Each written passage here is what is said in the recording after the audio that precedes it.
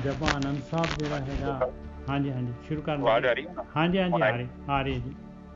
ਚਲੋ ਮਾਮੇ ਨੂੰ ਫਿਰ ਫਤਿਹ ਬੁਲਾ ਦੇ ਰਿਹਾ, ਪਰ ਲੱਗਦਾ ਆਵਾਜ਼ ਦੀ ਪ੍ਰੋਬਲਮ। ਨਹੀਂ ਸੁਣ ਲਈ ਉਹਨਾਂ ਨੇ, ਹਾਂਜੀ ਸੁਣ ਲਈ, ਆ ਗਈ ਸੀਗੀ ਤੁਹਾਡੀ ਆਵਾਜ਼। ਅਸੀਂ ਅੱਜ ਜਿਹੜੇ ਹੈਗੇ ਆ 918 ਅੰਗ ਤੇ ਹੋਵਾਂਗੇ ਜੀ। ਇਹ 917 ਤੋਂ ਲੈ ਕੇ 922 ਤੱਕ ਹੈਗਾ ਆਨੰਦ ਸਾਹਿਬ। ਤੀਸਰੀ ਪਾਤਸ਼ਾਹੀ ਦੀ ਬਾਣੀ ਹੈ ਜਿਹੜੀ ਕਿ ਬਹੁਤ ਜ਼ਿਆਦਾ ਜਿਹੜੀ ਹੈਗੀ, ਆਪਾਂ ਇਹ ਬਾਣੀ ਨੂੰ ਹਰ ਮੌਕੇ ਦੇ ਉੱਤੇ ਇਹਨੂੰ ਬਾਣੀ ਨੂੰ ਇਹਦਾ ਪਾਠ ਕੀਤਾ ਜਾਂਦਾ ਹੈ, ਇਹਦਾ ਕੀਰਤਨ ਕੀਤਾ ਜਾਂਦਾ ਹੈ, ਸੁੱਖ ਔਰ ਦੁੱਖ ਹਰੇਕ ਅਵਸਰ ਦੇ ਉੱਤੇ। ਔਰ ਇਹ ਬਾਣੀ ਜਿਹੜੀ ਹੈਗੀ ਸਿੱਧੀ ਜਿਹੜੀ ਹੈਗੀ, ਇਹ ਪੂਰੀ ਦੀ ਪੂਰੀ ਯਾਤਰਾ ਹੈਗੀ, ਧਿਆਨ ਸਿਮਰਨ ਦੀ ਯਾਤਰਾ। ਗੁਰੂ ਹੈਗਾ, ਮਾਫ ਕਰਨਾ ਜੀ, ਗੁਰੂ ਦਾ ਗਿਆਨ ਜਿਹੜਾ ਹੈਗਾ, ਗੁਰੂ ਤੋਂ ਗਿਆਨ ਲੈ ਕੇ ਔਰ ਉਸ ਤੋਂ ਬਾਅਦ ਜਿਹੜਾ ਹੈਗਾ ਜਿਹੜੀ ਆਤਮਿਕ, ਮਾਫ ਕਰਨਾ ਜੀ, ਆਤਮਿਕ ਮੰਡਲ ਦੀ ਜਿਹੜੀ ਹੈਗੀ ਆਤਮਾ ਦੀ ਯਾਤਰਾ ਹੈਗੀ। ਤੇ ਇਹਦਾ ਆਪਾਂ 6ਵਾਂ ਜਿਹੜਾ ਹੈਗਾ ਲੈ ਰਹੇ ਹਾਂ ਅੰਕ। ਸਾਚੀ ਲਿਵੈ ਬਿਨ ਦੇਹ ਨਿਮਾਣੀ। ਮਹਾਰਾਜ ਕਹਿ ਰਿਹਾ ਕਿ ਪਰਮਾਤਮਾ ਦੀ ਜਿਹੜੀ ਹੈਗੀ ਆ ਭਗਤੀ ਤੋਂ ਬਗੈਰ, ਮਾਫ ਕਰਨਾ ਜੀ ਮੇਰੇ ਗਲੇ 'ਚ ਬਹੁਤ ਖਰਾਸ਼ ਹੋਣ ਲੱਗ ਪਈ। ਸਾਚੀ ਲਿਵੈ ਬਿਨ ਦੇਹ ਨਿਮਾਣੀ, ਦੇਹ ਨਿਮਾਣੀ ਲਿਵੈ ਬਾਝੋਂ ਕਿਆ ਕਰੇ ਵਿਚਾਰੀਆ।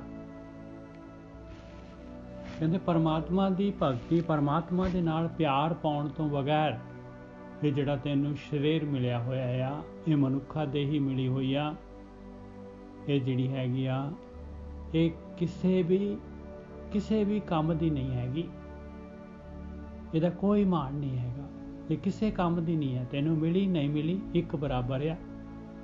ਦੇਖ ਲਾ ਪਿਆਰਿਆ, ਜਿਹੜਾ ਹੈਗਾ ਇਸ ਜੰਕਸ਼ਨ ਦੇ ਉੱਤੇ ਜਿਹੜਾ ਵੀ ਹੈਗਾ, ਦੇਖ ਲੈ, ਸੋਚ ਲੈ, ਵਿਚਾਰ ਕਰ ਲੈ ਵੀ ਮੇਰੇ ਕੋਲ ਕੀ ਹੈਗਾ ਨਾਲ ਲਿਜਾਣ ਵਾਸਤੇ,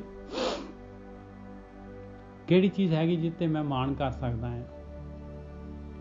ਉੱਥੇ ਜਦ ਉਹਨਾਂ ਨੇ ਪੁੱਛਣਾ ਹੈ ਵੀ ਅਵਰ ਕਰਤੂਤ ਸਗਲੀ ਜਮ ਡਾਨੈ, ਗੋਬਿੰਦ ਭਜਨ ਬਿਨ ਤਿਲ ਨਹੀਂ ਮਾਨੈ। ਉਹ ਕਹਿੰਦਾ ਭਜਨ ਕੀਤਾ ਹੈ ਤੇ ਦੱਸ ਦੇ ਪਿਆਰਿਆ, ਤਿਲ ਜਿੰਨਾ ਵੀ ਭਜਨ ਹੈਗਾ ਤੇ ਉਹਦੀ ਤੈਨੂੰ ਕ੍ਰੈਡਿਟ ਦੇ ਦਾਂਗੇ। ਉਹ ਨਹੀਂ ਮੰਨਦੇ ਬਗੈਰ ਭਜਨ ਤੋਂ ਪਾਈ। ਅਵਰ ਕਰਤੂਤ ਸਗਲੀ ਜਮ ਡਾਨੈ, ਕਹਿੰਦੇ ਬਾਕੀ ਸਾਰੀ ਜਿਹੜੀ ਹੈਗੀ ਉਹ ਜਨਮ ਮਰਨ ਦੇ ਗੇੜ ਦੇ ਵਿੱਚ ਆ ਪਾਈ। ਇਹ ਬਾਕੀ ਸਾਰੀ ਜਿਹੜੀ ਹੈਗੀ ਤੇਰੇ ਲੇਖੇ ਦੇ ਵਿੱਚ ਹੈ, ਉਹਦਾ ਤੈਨੂੰ ਦੰਡ ਤੇ ਭੁਗਤਾਨ ਤੈਨੂੰ ਹੋਣਾ। ਉਹਦਾ ਭਜਨ ਕੀਤਾ ਹੈ ਤੇ ਗੱਲ ਕਰ। ਉਸ ਸੱਚੀ ਮਾਲਕ ਪਰਮਾਤਮਾ ਦੀ ਭਗਤੀ ਤੋਂ ਬਗੈਰ, ਲਿਵ ਤੋਂ ਬਗੈਰ, ਪ੍ਰੇਮਾ ਭਗਤੀ ਤੋਂ ਬਗੈਰ ਇਹ ਸਰੀਰ ਜਿਹੜਾ ਹੈਗਾ ਇਹਦਾ ਕੋਈ ਉਪਯੋਗ ਨਹੀਂ ਹੈਗਾ। ਸਰੀਰ ਦਾ ਜਿਹਾ ਪਾਇਆ ਤਿਹਾ ਨਹੀਂ ਪਾਇਆ। ਸਾਚੀ ਲਿਵੈ ਬਿਨ ਦੇਹ ਨਿਮਾਣੀ, ਦੇਹ ਨਿਮਾਣੀ ਲਿਵੈ ਬਾਝੋਂ ਕਿਆ ਕਰੇ ਵਿਚਾਰੀਆ।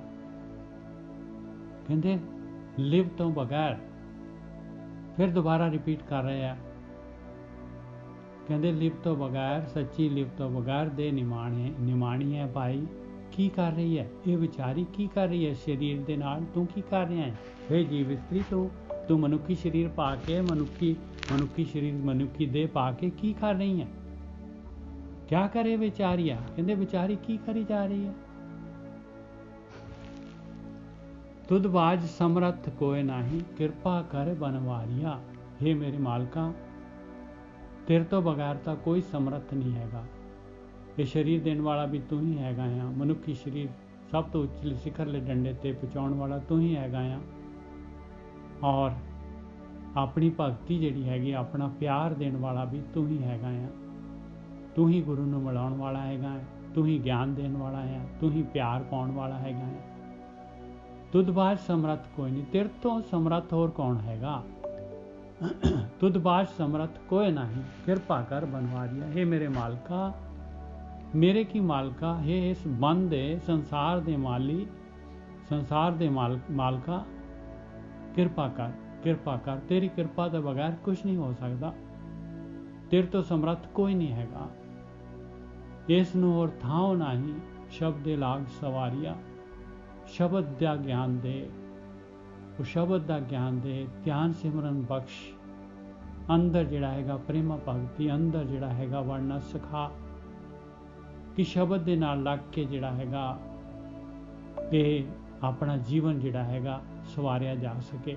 ਇਹ ਦੇਹੀ ਜਿਹੜੀ ਮਿਲੀ ਹੋਈ ਆ ਮਨੁੱਖਾ ਦੇਹੀ, ਹੀਰੇ ਜੈਸਾ ਜਨਮ, ਇਹਦੇ ਨਾਲ ਜਿਹੜਾ ਹੈਗਾ ਆਪਣਾ ਸ਼ਬਦ ਦੇ ਦੁਆਰਾ ਇਹ ਜਿਹੜਾ ਹੈਗਾ ਮਕਸਦ, ਇਹ ਖੇਡ ਜਿਹੜੀ ਹੈਗੀ ਆ ਇਹ ਜਿੱਤੀ ਜਾ ਸਕੇ। ਹੋਰ ਕੋਈ ਆਪਸ਼ਨ ਨਹੀਂ ਹੈਗਾ, ਹੋਰ ਕੋਈ ਥਾਂ ਹੀ ਨਹੀਂ ਹੈਗਾ, ਇਸ ਨੂੰ ਹੋਰ ਥਾਂ ਨਹੀਂ। ਸ਼ਬਦ ਦੇ ਲਾਗ ਸਵਾਰੀਆ, ਸ਼ਬਦ ਦੇ ਨਾਲ ਲੱਗ ਕੇ ਆਪਣੇ ਆਪ ਨੂੰ, ਆਪਣੇ ਜੀਵਨ ਨੂੰ ਉੱਚਾ ਕਰ ਲੈ, ਆਪਣੇ ਕਾਰਨ ਸਰੀਰ ਨੂੰ ਜਿਹੜਾ ਹੈਗਾ ਉਹ ਨਸ਼ਟ ਕਰ ਲੈ। ਇਸ ਨੂੰ ਹੋਰ ਥਾਂ ਨਹੀਂ, ਸ਼ਬਦ ਦੇ ਲਾਗ ਸਵਾਰੀਆ। ਕਹੇ ਨਾਨਕ ਲਿਵੈ ਬਾਝੋਂ, ਕਿਆ ਕਰੇ ਵਿਚਾਰੀਆ। ਉਹ ਮਾਲਕ ਪਰਮਾਤਮਾ ਦੀ ਲਿਵ ਤੋਂ ਬਗੈਰ, ਉਹ ਪ੍ਰੇਮ ਤੋਂ ਬਗੈਰ, ਭਗਤੀ ਤੋਂ ਬਗੈਰ, ਆਤਮ ਗਿਆਨ ਤੋਂ ਬਗੈਰ, ਧਿਆਨ ਸਿਮਰਨ ਤੋਂ ਬਗੈਰ ਕਹਿੰਦੇ ਕੀ ਕਰ ਰਹੀ ਹੈ ਵਿਚਾਰੀ। ਤਰਸਯੋਗ ਹੈਗੀ ਆ। ਹਾਂਜੀ ਵੀਰ ਜੀ। ਹਾਂਜੀ ਠੀਕ ਹੈ ਨਿਸ਼ਚੈ ਸਾਹਿਬ। ਸਾਚੀ ਲਿਵ ਬਿਨ ਦੇ ਨਿਮਾਣੀ। ਪਹਿਲੀ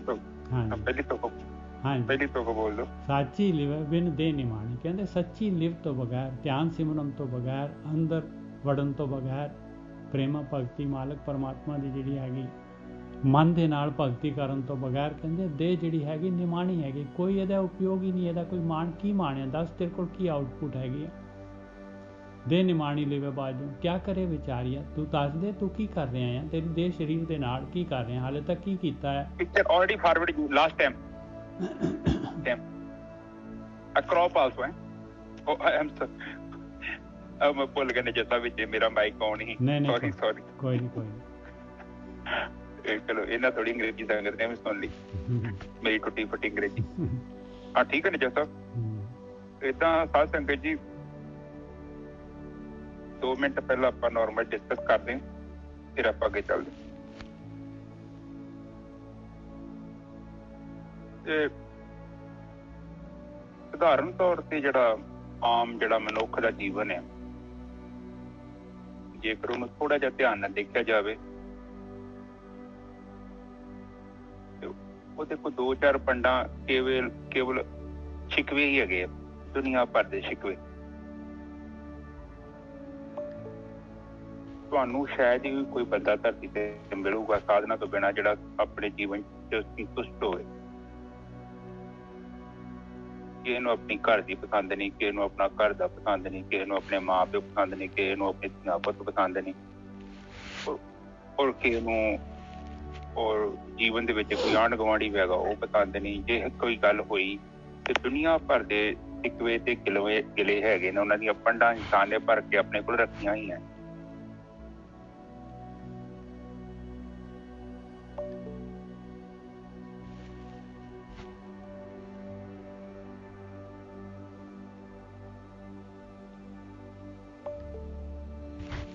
ਔਰ ਉਹ ਉਸ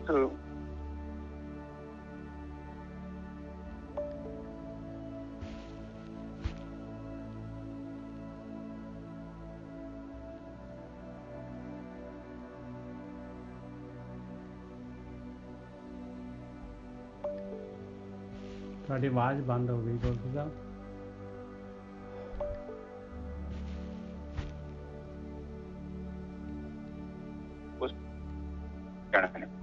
ਹਾਂਜੀ ਕਿਉਂਕਿ ਮੋਸਟਲੀ ਉਹ ਸਮਝ ਨਹੀਂ ਆਇਆ ਜੀ ਗੋਰਖੀ ਸਾਹਿਬ। ਉਸ ਤੋਂ ਬਾਅਦ ਜਿਹੜਾ ਹੈਗਾ ਬਈ ਇਨਸਾਨ ਨੇ ਜਿਹੜੀਆਂ ਹੈਗੀਆਂ ਸ਼ਿਕਵਿਆਂ ਦੀਆਂ ਪੰਡਾਂ ਬੰਨ ਕੇ ਰੱਖੀਆਂ, ਉਸ ਤੋਂ ਅੱਗੇ ਦੁਬਾਰਾ ਫਿਰ ਬੋਲਿਓ। ਹਾਂ ਸ਼ਿਕਵੇ ਕਰਦਾ ਰਹਿੰਦਾ ਹੈ, ਇਹਦੀਆਂ ਜਿਹੜੀਆਂ ਡਿਮਾਂਡਾਂ ਨੇ ਲੋੜ ਬਹੁਤ ਜ਼ਿਆਦਾ ਨੇ, ਔਰ ਉਹ ਡਿਮਾਂਡਾਂ ਜਿਹੜੀਆਂ ਉਹ ਨਹੀਂ ਪੂਰੀਆਂ ਹੋਣੀਆਂ, ਕਿਉਂਕਿ ਉਹ ਐਸੀ ਚੀਜ਼ ਮੰਗ ਰਿਹਾ ਹੈ ਨਾ ਜਿਹੜੀ ਪ੍ਰੈਕਟੀਕਲੀ ਪੋਸੀਬਲ ਹੀ ਨਹੀਂ ਹੈਗੀ। ਉਹਦਾ ਕਾਰਨ ਕੀ ਹੈ ਕਿ ਹਰ ਕੋਈ ਇਨਸਾਨ ਹੈ ਨਾ ਜਿਹੜਾ ਨਿਸ਼ਚੈ ਸਾਹਿਬ, ਉਹਦਾ ਚਿੱਤ ਇੱਕ ਵੱਖਰੀ ਕਿਸਮ ਦਾ ਹੈ। ਉਹ ਚਿੱਤ ਨੂੰ ਆਪਾਂ ਨਹੀਂ ਬਦਲ ਸਕਦੇ। ਮੇਰੀ ਆਵਾਜ਼ ਆ ਰਹੀ ਹੈ ਨਾ? ਹਾਂਜੀ ਬਹੁਤ ਵਧੀਆ ਆ ਰਹੀ ਗੋਰਖੀ ਸਾਹਿਬ, ਬਹੁਤ ਵਧੀਆ ਆ ਰਹੀ। ਠੀਕ ਹੈ। ਇਹ ਜਿਹੜਾ ਚਿੱਤ ਹੈ ਨਾ, ਇਹਦੇ ਵਿੱਚ ਇੱਕ ਕੰਮ ਕੀਤਾ ਜਾ ਸਕਦਾ ਕਿ ਉਹ ਬੰਦਾ ਜਿੱਦਾਂ ਦਾ ਵੀ ਹੈਗਾ ਨਾ, ਉਹਦੇ ਰੂਪ ਚ ਉਹਨੂੰ ਐਕਸੈਪਟ ਕਰ। ਹਾਂ, ਇਹ ਬਹੁਤ ਵੱਡੀ ਗੱਲ ਹੈ ਗੋਰਖੀ ਸਾਹਿਬ, ਔਰ ਬਹੁਤ ਹੀ ਜਿਹੜੀ ਔਖੀ ਕਾਰਵਾਈ ਹੈਗੀ ਆ। ਨਹੀਂ, ਕਰ ਲੈਣੀ ਹੈ ਤੁਸੀਂ ਸਾਰਿਆਂ ਨੇ ਕਰ ਲਈ। ਜਿਹੜੇ 60-70 ਹੈਗੇ ਨਾ, 80-70 ਤੁਸੀਂ ਪੱਕਾ ਹੀ ਕਰੋਗੇ। ਦੂਜਿਆਂ ਦਾ ਮੈਨੂੰ ਪਤਾ ਕੋਈ ਨਹੀਂ, ਤੁਹਾਡੇ ਜੀਵਨ ਚ ਏਦਾਂ ਦਾ ਹੋ ਜਾਏਗਾ। ਔਰ ਮੈਨੂੰ ਇੱਕ ਮੇਰੀ ਜ਼ਿੰਦਗੀ ਦਾ ਨਾ, ਮੈਂ ਇੱਕ ਐਕਸਪੈਰੀਮੈਂਟ ਆ, ਉਹ ਜਿਹੜਾ ਕਰ ਰਿਹਾ ਮੈਂ, ਔਰ ਮੈਨੂੰ ਪ੍ਰਮਾਤਮਾ ਨੇ ਉਹ ਬਹੁਤ ਜ਼ਿਆਦਾ ਰਿਜ਼ਲਟ ਦੇ ਰਿਹਾ ਹੈ। ਮੈਂ ਸੱਚੀ ਬੋਲਦਾ, ਤੁਹਾਨੂੰ ਛੁਪਾਵਾਂਗਾ ਨਹੀਂ, ਕਿਉਂਕਿ ਉਹ ਜੋ ਐਕਸਪੈਰੀਮੈਂਟ ਚੱਲ ਰਿਹਾ ਨਾ, ਇਟ ਇਜ਼ ਬਹੁਤ ਚੰਗੇ ਰਿਜ਼ਲਟ, ਇੰਨੇ ਵਧੀਆ ਰਿਜ਼ਲਟ ਨਾ, ਮੇਰੀ ਸੋਚ ਤੋਂ ਪਰੇ। ਕਾਫੀ ਹਲਚਲ ਹੋ ਗਈ ਹੈ। ਜੇ ਆਪਾਂ 60-70 ਬੰਦੇ ਵੀ ਮੰਨ ਲਓ ਇਹ ਚੰਗਿਆਈ ਨੂੰ ਫੈਲਾਉਂਦੇ ਆ, ਮੈਂ ਨਹੀਂ ਕਹਿੰਦਾ ਕਿ ਤੁਸੀਂ ਇੱਕਦਮ ਸ਼ੁਰੂ ਕਰ ਦਿਓ, ਤੁਹਾਡੇ ਤੋਂ ਮੈਂ ਜ਼ਿਆਦਾ ਐਕਸਪੈਕਟ ਨਹੀਂ ਕਰਦਾ। ਮੈਂ ਕਹਿੰਦਾ ਕਿ 1.5 ਸਾਲ ਉਸ ਜੀਵਨ ਨੂੰ ਹੰਡਾਓ। ਸਾਲ ਆਪਾਂ ਕੋਈ ਨੋਰਮਲੀ ਇੱਕ ਦੁਕਾਨ ਤੋਂ ਚੀਜ਼ ਖਾਂਦੇ ਆ ਨਾ, ਤੇ ਖਾ ਕੇ ਤੇ ਮੁੜ ਕੇ ਕਹਿੰਦੇ, ਲੋਕਾਂ ਨੂੰ ਕਹਿੰਦੇ ਨੇ ਰਿਸ਼ਤੇਦਾਰਾਂ ਨੂੰ, ਉਹ ਫਲਾਨੀ ਦੁਕਾਨ ਤੋਂ ਸੌਦਾ ਲਿਆ, ਬਹੁਤ ਵਧੀਆ ਸੌਦਾ ਮਿਲਦਾ ਹੈ, ਉਹ ਡਾਕਟਰ ਬਹੁਤ ਵਧੀਆ ਹੈ, ਉੱਥੇ ਉਹ ਫਰੂਟ ਬਹੁਤ ਵਧੀਆ ਮਿਲਦਾ। ਆਪਾਂ ਪ੍ਰਚਾਰ ਕਰਦੇ ਨਾ ਨਿੱਚੇ ਸਭ ਵਿੱਚ ਕਰਦੇ ਆ ਨਾ। ਹਾਂਜੀ, ਬਿਲਕੁਲ ਕਰਦੇ ਆ ਜੀ। ਹਾਂ, ਇਸੇ ਤਰ੍ਹਾਂ ਤੁਸੀਂ, ਔਰ ਤੁਹਾਡਾ ਵੀ ਇੱਕ ਜ਼ਿੰਮੇਵਾਰੀ ਹੈਗੀ ਆ। ਸਾਧਕ ਦੀ ਇੱਕ ਹੋਰ ਬੜੀ ਜ਼ਿੰਮੇਵਾਰੀ ਹੈ। ਜਦੋਂ ਸਾਧਨਾ ਕਰਦਾ ਹੈ, ਆਪ ਜਪੇ ਤੇ ਅਵਰੇ ਨਾਮ ਜਪਾਵੇ। ਇਹ ਫਿਰ ਕਿੱਦਾਂ ਪਤਾ ਲੱਗੂਗਾ ਦੁਨੀਆ ਨੂੰ ਜੇ ਆਪਾਂ ਦੱਸਾਂਗੇ ਨਹੀਂ? ਆਪਾਂ ਤਾਂ ਫਿਰ ਉਹ ਕਹਿੰਦੇ ਆ ਕਿ ਤੇ ਨਰ ਬੁਰਿਆਈ ਜਿਨ ਗੁਰੂ ਆਪਣਾ ਗੋਪਿਆ। ਹਾਂ, ਬਹੁਤ ਵਧੀਆ ਜੀ। ਬਾਣੀ ਚ ਫਿਰ ਉੱਥੇ ਤੁਸੀਂ ਫਸ ਜਾਣਾ ਜੋ। ਮੈਂ ਝੂਠ ਨਹੀਂ ਬੋਲਾਂਗਾ, ਮੈਂ ਦੱਸਾਂਗਾ। ਜੇ ਤੁਸੀਂ ਇਹ ਬਾਣੀ ਨੂੰ ਸੁਣ ਕੇ ਜੀਵਨ ਉੱਚਾ ਕਰਕੇ ਤੇ ਤੁਸੀਂ ਉਸ ਚੀਜ਼ ਨੂੰ ਛੁਪਾਇਆ ਨਹੀਂ, ਉਹਨੂੰ ਸਾਂਭ ਲਿਆ, ਉਹਨੂੰ ਦੱਸਿਆ ਨਹੀਂ ਲੋਕਾਂ ਨੂੰ, ਉਹ ਪਾਪ ਜੇ। ਤੁਸੀਂ ਪਰਮਾਤਮਾ ਨੂੰ ਪ੍ਰਗਟ ਨਹੀਂ ਕੀਤਾ, ਉਹਨੂੰ ਮੈਂ ਨਹੀਂ ਗੁਰੂ ਤੁਹਾਡਾ, ਮੈਂ ਪਰਮਾਤਮਾ ਦੀ ਗੱਲ ਕਰਦੇ ਆ, ਜਿੰਨਾ ਉਹ ਚੀਜ਼ ਨੂੰ ਖਾ ਕੇ ਹੰਡਾ ਕੇ ਦੱਸਿਆ ਨਹੀਂ ਕਿਸੇ ਨੂੰ, ਪਰਮਾਤਮਾ ਨੂੰ ਉਹ ਬੰਦੇ ਵੀ ਨਹੀਂ ਚੰਗੇ ਲੱਗਦੇ। ਬਹੁਤ ਵਧੀਆ ਜੀ ਗੋਰਖੀ ਸਾਹਿਬ, ਬਹੁਤ ਕਮਾਲ ਹੈ, ਬਹੁਤ ਵਧੀਆ। ਹਾਂ, ਔਰ ਖਾ ਕੇ ਤੁਹਾਨੂੰ ਪ੍ਰਚਾਰ ਕਰਨਾ ਹੀ ਪੈਣਾ। ਭਾਵੇਂ ਇੱਕ ਬੰਦਾ ਹੀ ਲੈ ਕੇ ਆਇਓ। ਮੈਂ ਵੈਸੇ 2-4 ਦਿਨ ਚ ਮੈਂ ਰਿਕਾਰਡਿੰਗਾਂ ਪਾਵਾਂਗਾ ਗਰੁੱਪ ਚ। ਠੀਕ ਹੈ, ਜੋ ਕੁੜੀ ਨਵਦੀਪ ਕੁੜੀ ਹੈ, ਜਿੰਨੇ ਮੈਂ ਕੁੜੀਆਂ ਹੀ ਕਹਿੰਦਾ ਵਾ, ਮੇਰੇ ਤੋਂ 2-4 ਸਾਲ 10 ਸਾਲ ਵੱਡੇ ਹੋਣਗੇ, ਪਰ ਮੇਰੀ ਨਜ਼ਰ ਚ ਮੈਂ ਉਦਾਂ ਹੀ, ਮੇਰਾ ਵਿਚਾਰ ਹੈ, ਮੈਂ ਉਦਾਂ ਹੀ ਬੋਲਦਾ, ਮੇਰਾ ਸਟਾਈਲ ਏਦਾਂ ਦਾ। ਇਹ ਕੁੜੀ ਜਿਹੜੀ ਹੈਗੀ ਹੈ, ਇਹ ਕਹਿੰਦੇ ਆ ਕਿ ਵੀਰ ਜੀ ਆਪਾਂ ਏਦਾਂ ਕਰਦੇ ਹਾਂ, ਤੁਸੀਂ ਹਫ਼ਤੇ ਚ ਇੱਕ ਵਾਰੀ, ਮਹੀਨੇ ਚ ਇੱਕ ਰਿਕਾਰਡਿੰਗਾਂ ਜ਼ਰੂਰ ਪਾਓ। 10-15 ਦੀਆਂ ਕਿਤਾਬ ਹੀ ਹੈਗੀਆਂ, ਕਮ ਸੇ ਕਮ ਉਹ ਜਿਹੜੀ ਰਿਕਾਰਡਿੰਗ ਜ਼ਿਆਦਾ ਨਹੀਂ ਤੇ ਅਸੀਂ ਆਪਣੇ ਜਿਹੜੇ ਕਲੋਜ਼ ਹੈਗੇ ਆ, ਅਸੀਂ ਇੱਕ ਬੰਦੇ ਨੂੰ ਤੇ ਭੇਜੀਏ, ਤਾਂ ਜੋ ਇਹ ਜਿਹੜੀ ਮਹਿਕ ਹੈ ਇਹ ਵੱਧ ਲੋਕਾਂ ਕੋਲ ਜਾਵੇ। ਔਰ ਜੀਵਨ ਤੇ ਆਪਣਾ ਹੀ ਚੁੱਕਣਾ ਹੈ, ਲੈਣਾ ਦੇਣਾ ਤੇ ਕੁਝ ਵੀ ਨਹੀਂ। ਆਪਾਂ ਕਿਹੜੀ ਭੇਟਾ ਮੰਗਾਂਗੇ ਕਿਸੇ ਤੋਂ? ਸਹੀ ਹੈ ਨਜ਼ਰ ਸਾਹਿਬ? ਬਿਲਕੁਲ ਸਹੀ ਹੈ। ਇਹਦੇ ਨਾਲ ਕੀ ਹੋਊਗਾ ਕਿ ਚਲੋ 2-4 ਸਰੀਰ ਜੇ ਆਪਾਂ ਨੂੰ ਮਿਲ ਜਾਂਦੇ, ਮੰਨ ਲਓ ਆਪਾਂ 70 ਬੰਦੇ ਆ, 80 ਬੰਦੇ ਆ, ਜੇ ਆਪਾਂ ਇੱਕ ਬੰਦੇ ਨੂੰ ਮੈਸੇਜ ਭੇਜਦੇ ਆ, ਤੇ ਜੇ ਆਪਾਂ ਨੂੰ 2 ਬੰਦੇ ਵੀ ਮਿਲ ਜਾਂਦੇ ਤੇ ਕਿੰਨੀ ਵੱਡੀ ਗੱਲ ਹੈ ਨਜ਼ਰ ਸਾਹਿਬ। ਪਰ ਆਪਾਂ ਕੋਸ਼ਿਸ਼ ਕਰਨੀ ਹੈ। ਇਹੋ ਕਿ ਸਾਡੇ ਗੁਰੂਆਂ ਨੇ ਵੀ ਦੇਖੋ ਕਿਤੇ, ਗੁਰੂ ਨਾਨਕ ਪਾਤਸ਼ਾਹ ਨੇ ਵੇਖੋ ਕਿੱਦਾਂ ਪ੍ਰਚਾਰ ਕੀਤਾ। ਸਾਧਕ ਦੀ ਇੱਕ ਬਹੁਤ ਵੱਡੀ ਜ਼ਿੰਮੇਵਾਰੀ ਆ, ਔਰ ਉਹਨੇ ਉਸ ਚੀਜ਼ ਨੂੰ ਅੱਗੇ ਦੇਣਾ ਹੁੰਦਾ। ਇਹ ਨਿਯਮ ਹੈ, ਇਹ ਜਸਟ ਇੱਕ ਮਤਲਬ ਪ੍ਰਮਾਤਮਾ ਨੂੰ ਇੱਕ ਕਿਰਿਆ ਬਣੀ ਹੋਈ ਆ, ਔਰ ਜਿੰਨੇ ਵੀ ਉਹ ਖਾਣੀ ਹੈ ਨਾ ਚੀਜ਼, ਉਹਨੂੰ ਦੱਸਣੀ ਪੈਣੀ ਹੈ ਇੱਕ ਬੰਦੇ ਨੂੰ। ਨਵੇਂ ਲਵੇ ਨਾ ਲਵੇ ਉਹ ਗੱਲ ਵੱਖਰੀ, ਨਾ ਖਰੀਦੇ ਕੋਈ ਗੱਲ ਨਹੀਂ, ਜ਼ਿਆਦਾ ਲੈਣ ਵਾਲੇ ਲੋਕ ਨਹੀਂ ਹੈਗੇ, ਪਰ ਤੁਸੀਂ ਵੇਚਣੀ ਹੈਗੀ ਉਹ ਚੀਜ਼, ਤੁਹਾਡੀ ਇੱਕ ਜ਼ਿੰਮੇਵਾਰੀ ਹੈ ਤੁਹਾਡੇ ਕੰਧੇ। ਠੀਕ ਹੈ ਜੀ ਸਾਹਿਬ? ਬਹੁਤ ਵਧੀਆ ਗੋਰਖੀ ਸਾਹਿਬ, ਬਹੁਤ ਵਧੀਆ, ਬਹੁਤ ਵਧੀਆ। ਔਰ ਜਿਹੜਾ ਨਾ ਇਹ ਗੋਰਖੀ ਆਪਣੇ ਗੋਪਣ ਵਾਲੀ ਗੱਲ ਜਿਹੜੀ ਹੈਗੀ ਆ, ਇਹ ਕਈ ਜਗ੍ਹਾ ਤੇ ਆਈ ਹੈ ਗੁਰਬਾਣੀ ਦੇ ਵਿੱਚ, ਇੱਕ ਜਗ੍ਹਾ ਤੇ ਨਹੀਂ ਆਈ ਇਹ ਗੁਰਬਾਣੀ ਦੇ ਵਿੱਚ। ਤੇ ਉਹ ਕਹਿੰਦੇ ਆ, ਜੋ ਗੁਰ ਗੋਪੇ ਆਪਣਾ ਸੋ ਭਲਾ ਨਾਹੀ, ਪੰਚੋ ਉਹਨੇ ਲਾਹਾ ਮੂਲ ਸਭ ਗਵਾਇਆ। ਫਿਰ ਕਹਿੰਦੇ, ਜਿਨ ਗੁਰ ਗੋਪਿਆ ਆਪਣਾ ਸੇ ਲੈਂਦੇ ਢਾਹਾਂ ਫਿਰਾਹੀ, ਜਿਨ ਗੁਰ ਗੋਪਿਆ ਆਪਣਾ ਤਿਸ ਠੌਰ ਨਾ ਠਾਉ, ਜਿਨਾ ਗੁਰ ਗੋਪਿਆ ਆਪਣਾ ਤੇ ਨਰ ਬੁਰਿਆਰੀ। ਦੇਖੋ ਕਿੰਨੀ ਜਗ੍ਹਾ ਤੇ ਆ ਰਹੇ ਆ ਮਹਾਰਾਜ ਇਹ ਗੋਪਣ ਵਾਲੀ ਗੱਲ। ਜੇ ਜੋ ਗੁਰ ਗੋਪੇ ਆਪਣਾ ਕਿਉਂ ਸਿੱਧੇ ਚੇਲਾ, ਕਹਿੰਦੇ ਬਾਕੀ ਜਗ੍ਹਾ ਬਾਕੀਆਂ ਨੂੰ ਕਿਵੇਂ ਪਤਾ ਲੱਗੂਗਾ? ਬਹੁਤ ਜਗ੍ਹਾ ਬਹੁਤ ਆ ਰਿਹਾ ਇਹ ਤਾਂ ਬਹੁਤ ਬਾਣੀ ਦੇ ਵਿੱਚ ਇੰਨਾ ਜ਼ਬਰਦਸਤ ਜਿਹੜੀ ਹੈਗੀ ਇਹਦੇ ਬਾਰੇ ਤਾਂ ਤਕੀਦ ਹੈਗੀ ਬਈ ਜੇ ਕੁਛ ਲੱਭਦਾ ਹੈ ਤੇ ਉਹਨੂੰ ਵੰਡੋ ਗਮਰੋੜ ਨਾ ਹੋ ਉਹਨੂੰ ਜਿਹੜਾ ਹੈਗਾ ਦਿਓ ਜਿਹੜਾ ਲੈਂਦਾ ਹੈ ਜਿਹੜੇ ਹੈਗੇ ਜਿਹੜੇ ਲੈਂਦੇ ਆ ਦੇ ਦਿਓ ਜਿਹੜੇ ਨਹੀਂ ਲੈਂਦੇ ਤੇ ਨਾ ਸਹੀ ਆਪਣਾ ਕੀ ਜਾਊਗਾ ਵੀਰ ਜੀ। ਹਾਂਜੀ ਇੱਕ ਗੱਲ ਹੋਰ ਵੀ ਆ, ਜੇ ਤੁਸੀਂ ਖੁਦ ਨਹੀਂ ਕਰਦੇ ਫਿਰ ਤੁਸੀਂ ਕਿਸੇ ਨੂੰ ਬਹੁਤਾ ਸਟ੍ਰੈਸ ਕਰਦੇ ਹੋ, ਉਹ ਵੀ ਫਿਰ ਗੱਲ ਠੀਕ ਨਹੀਂ ਲੱਗਦੀ ਮੈਨੂੰ। ਨਹੀਂ ਬਸ ਜਿਹੜਾ ਲੈਣ ਵਾਲਾ ਹੈ ਦੇਖੋ ਇਹਦੇ ਵਿੱਚ ਜਿਹੜਾ ਹੈਗਾ ਜਿਹੜਾ ਲੈਂਦਾ ਹੈ ਉਹਨੂੰ ਜ਼ਰੂਰ ਦੇ ਦਿਓ ਜਿਹੜਾ ਨਹੀਂ ਲੈਂਦਾ ਕੋਈ ਗੱਲ ਨਹੀਂ ਹੈ ਬਸ ਉਹ ਮਾਲਕ ਦੀ ਖੇਡ ਹੈਗੀ ਆਪਣੀ ਉਹਦੇ 'ਚ ਆਪਾਂ ਨੇ ਕਿਸੇ ਨੂੰ ਫੋਰਸ ਨਹੀਂ ਕਰਨਾ ਆਪਣੇ ਆਪ ਜਿਹਨੇ ਲੈ ਲੈਣਾ ਜਿਹਨੇ ਹਾਂ ਉਹਨੇ ਲੈ ਲੈਣਾ। ਹਾਂਜੀ ਜੱਜਾ ਸਾਹਿਬ ਅੱਜ ਨਾ ਸਿਮਰਜੀਤ ਦਾ ਫੋਨ ਆਇਆ ਸੀ ਮੈਨੂੰ ਉਹ ਕੁੜੀ ਦਾ ਤੇ ਉਹ ਕਹਿੰਦੀ ਕਿ ਵੀਰ ਜੀ ਜਿਹਨੂੰ ਮੈਂ ਸਮਝਾਉਣਾ ਚਾਹੁੰਦੀ ਹਾਂ ਉਹ ਨਹੀਂ ਸਮਝਿਆ ਪਰ ਲਾਗੇ ਇੱਕ ਬੱਚਾ ਸੀ 20 ਸਾਲ ਦੀ ਕੁੜੀ ਸੀ ਉਹ ਸਮਝ ਗਈ ਗੱਲ। ਉਹ ਕਹਿੰਦੀ ਮੈਨੂੰ ਕਰਾਓ। ਬਿਲਕੁਲ ਤੇ ਔਰ ਦੇਰ ਇਜ਼ ਬੜੇ ਪੋਜ਼ਿਟਿਵ ਰਿਜ਼ਲਟ ਮੈਂ ਹੈਰਾਨ ਹੋਉਂਦਾ ਔਰ ਉਹ ਟੋਟਲੀ ਡਿਫਰੈਂਟ ਲਾਈਫ ਔਰ ਆਪਾਂ ਫਰਜ਼ ਬਣਦਾ ਦੇਖੋ ਇਹ ਕੋਈ ਮਾੜਾ ਮੋਟਾ ਪ੍ਰਚਾਰ ਨਹੀਂ ਜੋ ਤੁਸੀਂ ਕਰ ਰਹੇ ਤੁਸੀਂ ਸਾਡਾ ਥੋੜੀ ਕਰ ਰਹੇ ਜੋ ਮੇਰਾ ਜੇ ਨਿੱਜਰ ਸਾਹਿਬ ਦਾ ਤੁਸੀਂ ਪਰਮਾਤਮਾ ਦਾ ਪ੍ਰਚਾਰ ਕਰ ਰਹੇ ਜੋ ਕੋਈ ਛੋਟੀ ਮੋਟੀ ਗੱਲ ਨਹੀਂ ਨਿੱਜਰ ਸਾਹਿਬ। ਬਿਲਕੁਲ ਸਹੀ ਗੱਲ ਹੈ ਜੀ ਬਹੁਤ ਬਿਲਕੁਲ ਸਹੀ ਗੱਲ। ਬਿਗ ਥਿੰਗ ਉਹ ਜੇ ਤੁਹਾਨੂੰ ਇੱਕ ਛੋਟਾ ਮੋਟਾ ਤੁਹਾਨੂੰ ਏਜੰਟ ਬਣਾ ਲਿਆ ਆਪਣਾ ਤੇ ਕਿੰਨੀ ਤੁਹਾਡੀ ਸੋਭਾ ਕਿੰਨੀ ਸੋਭਾ ਉਹ ਗਾਹਕ ਵੇਲੇ ਨਾ ਵੇਲੇ ਮੈਂ ਨਿੱਜਰ ਸਾਹਿਬ ਮੈਂ ਵੇਖਣਾ ਨਵਾਂ ਉਹ ਜਿਹੜੇ ਭਗਵਦ ਗੀਤਾ ਨਾ ਵੇਚਦੇ ਆ ਗੋਰੇ ਟ੍ਰੇਨ ਦੇ ਵਿੱਚ ਲਵੇ ਕੋਈ ਨਾ ਲਵੇ ਉਹ ਆਪਣੀ ਸੇਵਾ ਕਰਦੇ ਬਿਲਕੁਲ ਵੇਖੇ ਹੋਣੇ ਤੁਸੀਂ ਦੇਖਿਆ ਬਿਲਕੁਲ ਉਹਨਾਂ ਦੀ ਬਾਈਬਲ ਵੀ ਦਿੰਦੇ ਆ ਹਾਂ ਉਹ ਦਿੰਦੇ ਆ ਠੀਕ ਹੈ ਇਹ ਚੀਜ਼ ਦਾ ਧਿਆਨ ਰੱਖਣਾ ਉਹ ਕਿਉਂਕਿ ਮੇਰੇ ਨਹੀਂ ਦਿਮਾਗ 'ਚ ਹੈਗਾ ਇਹ ਜਿਹੜੇ ਉਹਨਾਂ ਨੇ ਭੈਣ ਜੀ ਨੇ ਮੈਨੂੰ ਸਲਾਹ ਦਿੱਤੀ ਹੈ ਤੇ ਸਾਰਾ ਉਹਨਾਂ ਦੇ ਮੈਨੂੰ ਇੱਕ ਰਾਏ ਦਿੱਤੀ ਤੇ ਮੈਂ ਚਾਹੁੰਦਾ ਕਿ ਨਵਨੀਤ ਕੌਰ ਦਾ ਜਿਹੜਾ ਹੈਗਾ ਇਹ ਫਾਰਮੂਲਾ ਉਹ ਸੰਗਤਾਂ ਕੋਲ ਪਹੁੰਚ ਗਿਆ ਔਰ ਹੁਣ ਰਿਕਾਰਡਿੰਗ ਦਾ ਕੰਮ ਰਹਿ ਗਿਆ ਉਹ ਵੀ ਮੈਂ ਪਾਵਾਂਗਾ। ਵੈਸੇ ਵੀ ਸੰਗਤਾਂ ਨੇ ਨਵੀਆਂ ਸੰਗਤਾਂ ਕਾਫੀ ਜੋੜੀਆਂ ਨੇ ਕਈਆਂ ਨੇ ਤੇ ਆਪਣੀ ਮੰਮੀ ਨੂੰ ਜੋੜਤਾ ਆਪਣੇ ਪਾਪਾ ਨੂੰ ਜੋੜਿਆ ਔਰ ਕਈ ਏਦਾਂ ਦੇ ਹੈਗੇ ਇਹਨਾਂ ਕੋਲ ਮੋਬਾਇਲ ਬਹੁਤ ਛੋਟਾ ਜਿਹਾ ਮੋਬਾਇਲ ਕਾਲੇ ਵਾਲਾ ਉਸ ਤੇ ਵੀ ਸਾਧਨਾ ਸ਼ੁਰੂ ਕਰਤੀ ਉਹਨਾਂ ਨੇ ਤੇ ਉਹ ਵੀ ਉਹਨਾਂ ਨੂੰ ਬਹੁਤ ਵਧੀਆ ਔਰ ਬਹੁਤ ਉਹਨਾਂ ਦਾ ਜੀਵਨ ਉਚਾਈ ਹੈ ਇੱਥੇ ਚਿੰਤਾ ਦੇ ਵਿੱਚ ਗੁਆਚੇ। ਅੱਛਾ ਏਦਾਂ ਹੈ ਆਪਾਂ ਕਥਾ ਤੇ ਆ ਜਾਈਏ ਵਾਪਸ। ਦੋ ਤੱਤ ਹੈਗੇ ਨੇ ਇੱਕ ਹੈਗਾ ਨਿਰਗੁਣ ਤੇ ਇੱਕ ਹੈਗਾ ਸਰਗੁਣ। ਨਿਰਗੁਣ ਜਿਹੜਾ ਹੈਗਾ ਉਹ ਗੁਣ ਨੂੰ ਗ੍ਰਹਿਣ ਨਹੀਂ ਕਰਦਾ ਭਾਵਾਤੀਤ ਆ ਪਰਮਾਤਮਾ। ਸਰਗੁਣ ਜਿਹੜਾ ਸਾਹਮਣੇ ਆਪਾਂ ਸਾਰੇ ਸਰਗੁਣ 'ਚ ਆ ਜਾਂਦੇ ਹਾਂ ਪਰ ਸਾਡੇ ਅੰਦਰ ਇੱਕ ਤੁਹਾਨੂੰ ਦੱਸਿਆ ਸੀ ਨਾ ਜਦੋਂ ਤੀਰ ਜਿੱਥੇ ਮਾਰੀਦਾ ਕਾਲਾ ਡਾਟ ਹੈ ਸਾਡੇ ਅੰਦਰ ਹੀ ਹਰ ਇੱਕ ਦੇ ਅੰਦਰ ਹੈ ਉਹ ਡਾਟ ਜਿਹੜਾ ਬੜਾ ਇੰਪੋਰਟੈਂਟ ਹੈ। ਉਹ ਡਾਟ ਦੇ ਵਿੱਚ ਆਪਾਂ ਤੀਰ ਨੂੰ ਇੱਕ ਤੇ ਪਹਿਲਾਂ ਤੀਰ ਟੱਚ ਕਰਨਾ ਹਰ ਫਿਲਹਾਲ ਆਪਾਂ ਨੂੰ ਉੱਥੇ ਜ਼ਿਆਦਾ ਟਾਈਮ ਨਹੀਂ ਮਿਲਦਾ ਤੀਰ ਟੱਚ ਕਰੀਦਾ 2-4 ਮਿੰਟ 10 ਮਿੰਟ ਅੱਧਾ ਘੰਟਾ ਤੀਰ ਲੱਗਾ ਰਹਿੰਦਾ ਤੇ ਤੀਰ ਆ ਜਾਂਦਾ ਬਾਹਰ। ਇਹਨੂੰ ਕਹਿੰਦੇ ਆ ਸਧਾਰਨ ਸਮਾਧੀ।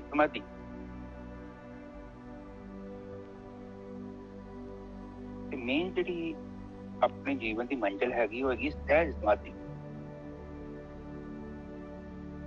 ਉਹ ਜਿਹੜਾ ਜਿੱਥੇ ਟਾਰਗੇਟ ਹੈ ਜਿੱਥੇ ਡਾਟ ਬਣੀ ਬ੍ਰਹਮ ਪਤਾ ਕਿੱਥੇ ਹੈਗਾ?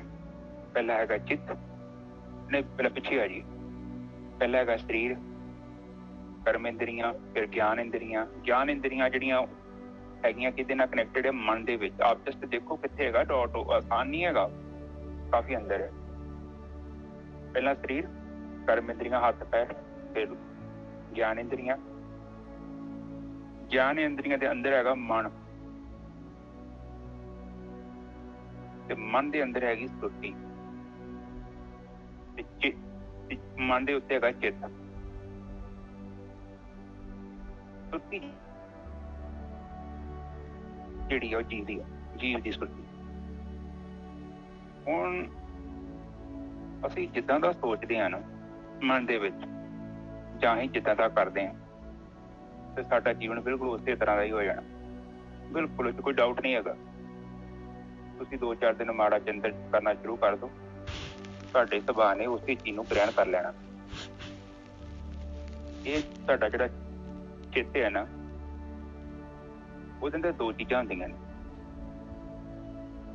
ਇੱਕ ਹੁੰਦੇ ਚੰਗੇ ਸੰਸਕਾਰ ਤੇ ਇੱਕ ਹੁੰਦੇ ਮਾੜੇ ਸੰਸਕਾਰ।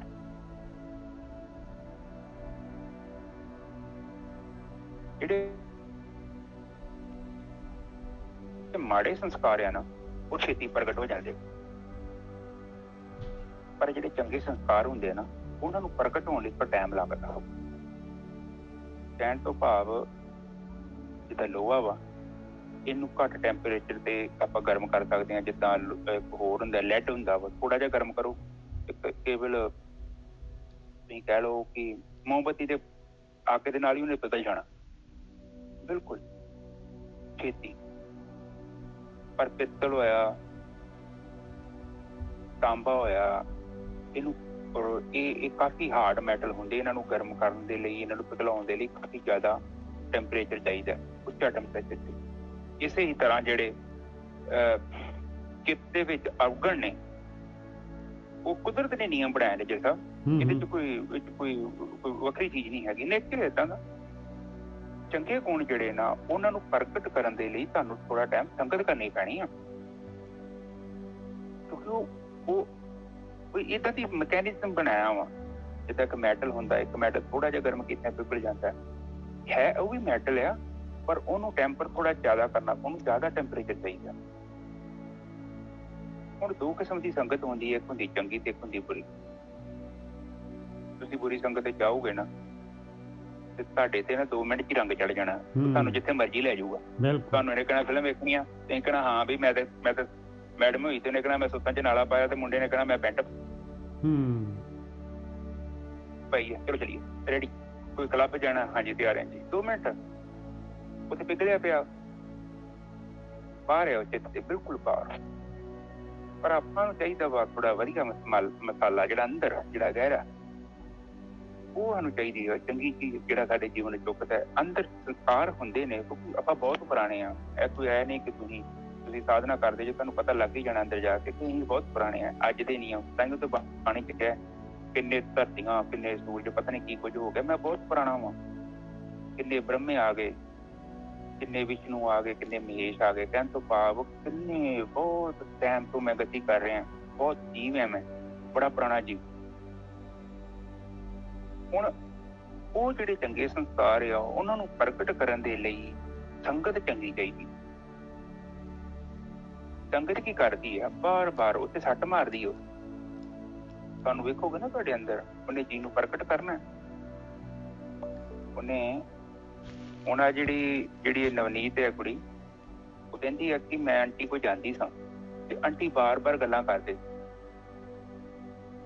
ਉਹ ਚੀਜ਼ ਨੂੰ ਸੁਣਿਆ ਨਿੱਜਰ ਸਾਹਿਬ, ਬਾਰ-ਬਾਰ ਸੁਣਿਆ, ਪਰ ਉਹ ਕਿਸੇ ਤਰੀਕੇ ਨਾਲ ਉਹ ਸੰਸਕਾਰ ਪ੍ਰਗਟ ਹੋ ਗਿਆ। ਅੱਜ ਉਹਨਾਂ ਦੀ ਲਾਈਫ ਦੀ ਡਾਇਰੈਕਸ਼ਨ ਚੇਂਜ ਹੋਈ ਹੈ। ਔਰ ਕਿਉਂ ਚੇਂਜ ਹੋਈ? ਕਿਉਂਕਿ ਸੰਗਤ ਕੀਤੀ, ਉਹ ਸੁਣੀ ਗੱਲ। ਔਰ ਕਈ ਵਾਰੀ ਏਦਾਂ ਹੁੰਦਾ ਵਾ ਕਿ ਆਪਾਂ ਸੰਗਤ ਕਰਦੇ ਵੀ ਹਾਂ, ਪਰ ਸਾਡੇ ਤੋਂ ਪਿੱਛੋਂ ਆ ਕੇ ਲੋਕ ਅੱਗੇ ਲੰਘ ਜਾਂਦੇ। ਇਹ ਵੀ ਹੁੰਦਾ ਜੀ, ਉਹਦਾ ਕਾਰਨ ਹੁੰਦਾ ਇਹ ਹੁੰਦਾ ਨਿੱਜਰ ਸਾਹਿਬ, ਚਿੱਤ ਕਈਆਂ ਦਾ ਨਾ ਜ਼ਿਆਦਾ ਮਤਲਬ ਗੰਦਾ ਹੁੰਦਾ, ਮਲੀਨ ਹੁੰਦਾ ਵਾ, ਤੇ ਕਈਆਂ ਦਾ ਚਿੱਤ ਥੋੜਾ ਘੱਟ ਮਲੀਨ ਹੁੰਦਾ। ਕਈਆਂ ਦਾ ਸਤੋਗੁਣੀ ਚਿੱਤ ਹੁੰਦਾ, ਕਈਆਂ ਦਾ ਤਮੋ ਹੁੰਦਾ, ਕਈਆਂ ਦਾ ਰਜੋ ਹੁੰਦਾ। ਹੁਣ ਜੇ ਰਜੋਗੁਣੀ ਚਿੱਤ ਆ ਜਾਂ ਤਮੋਗੁਣੀ ਚਿੱਤ ਆ, ਤੇ ਉਹਨੂੰ ਥੋੜਾ ਜਿਹਾ ਸੈੱਟ ਹੋਣ ਲਈ ਟਾਈਮ ਲੱਗਣਾ। ਬਿਲਕੁਲ, ਕਿਉਂਕਿ ਉਹਨੇ ਕੀ ਕੀਤਾ ਕਿ ਉਹਨੇ ਚੰਗਿਆਈ ਨੂੰ ਬਹੁਤ ਥੱਲੇ ਨੱਪਤਾ। ਹੁਣ ਤੁਸੀਂ ਕਹੋਗੇ ਕਿ ਚੰਗਿਆਈ ਕਿੱਦਾਂ ਨੱਪੀ ਜਾਊਗੀ? ਕਿਉਂ ਨਹੀਂ ਨੱਪੀ ਜਾਂਦੀ? ਨੱਪੀ ਜਾਊਗੀ। ਹੁਣ ਘਰਾਂ 'ਚ ਆਪਣੇ ਸਮਾਨ ਆ ਇੱਕ ਸਟੋਰ ਰੂਮ 'ਚ, ਤੇ ਜਿਹੜੀਆਂ ਚੀਜ਼ਾਂ ਆਪਾਂ ਅੱਗੇ ਰੱਖਾਂਗੇ ਉਹੀ ਅੱਗੇ ਰਹਿਣਗੀਆਂ ਨਿੱਜਰ ਸਾਹਿਬ, ਕਿ ਪਿੱਛੇ ਰਹਿਣਗੀਆਂ? ਬਿਲਕੁਲ ਸਹੀ ਗੱਲ। ਜਿਹੜੀਆਂ ਆਪਾਂ ਵਰਤਦੇ ਹਾਂ, ਚੰਗਿਆਈ ਨੂੰ ਕੋਈ ਵਰਤਦਾ ਨਹੀਂ, ਦੋ ਤੇ ਸਭ ਤੋਂ ਪਿੱਛੇ ਪਈ ਹੁੰਦੀ ਹੈ। ਬਿਲਕੁਲ ਸਹੀ, ਬਿਲਕੁਲ ਸਹੀ। ਸੱਚ ਤੇ ਲਾਸਟ ਤੇ ਆ। ਚਰਨਜੀਤ ਨੂੰ ਥਾਪੀ ਪੈਣ ਦੀ ਹੋਵੇ ਪੁਲਿਸ ਥਾਣੇ, ਚਰਨਜੀਤ ਸੱਚ ਦੱਸ, ਹਾਂਜੀ ਮੈਂ ਚੋਰੀ ਕੀਤੀ ਆ, ਫਿਰ ਸੱਚ ਬਾਹਰ ਆਉਂਦਾ ਨਿੱਜਰ ਸਾਹਿਬ। ਜਦੋਂ 100 ਡਾਂਗ ਪੈਂਦੀ ਆ, ਉੱਤੇ ਤੇ ਝੂਠ ਹੀ ਪਿਆ ਹੁੰਦਾ, ਸੱਚ ਕੌਣ ਬੋਲਦਾ? ਉਹ ਜਿਹੜੀ ਮਹਿੰਗੀਆਂ ਚੀਜ਼ਾਂ ਹੁੰਦੀਆਂ ਨੇ, ਕੰਮ ਦੀਆਂ ਚੀਜ਼ਾਂ, ਉਹ ਪਿੱਛੇ ਹੁੰਦੀਆਂ ਬਿਲਕੁਲ ਬੈਕ ਸਾਈਡ ਤੇ। ਤੇ ਹੁਣ ਆਪਾਂ ਇਹ ਵੇਖਣਾ ਕਿ ਜਿਹੜਾ ਚਿੱਤ ਆ, ਚਿੱਤ ਤੇ ਕਈ ਵਾਰੀ ਜ਼ਿਆਦਾ ਕੰਮ ਕਰਨਾ ਪੈਂਦਾ ਆਪਾਂ ਨੂੰ ਤੇ ਕਈ ਵਾਰੀ ਘੱਟ ਕਰਨਾ ਪੈਂਦਾ। ਵੈਸੇ ਮੁਸ਼ਕਿਲ ਨਹੀਂ ਹੈਗੀ, ਕੋਈ ਏਡੀ ਕੋਈ ਕਹਾਣੀ ਨਹੀਂ ਹੈਗੀ, ਬਟ ਇੰਟਰਸਟਿੰਗ ਜਰਨੀ ਹੈ।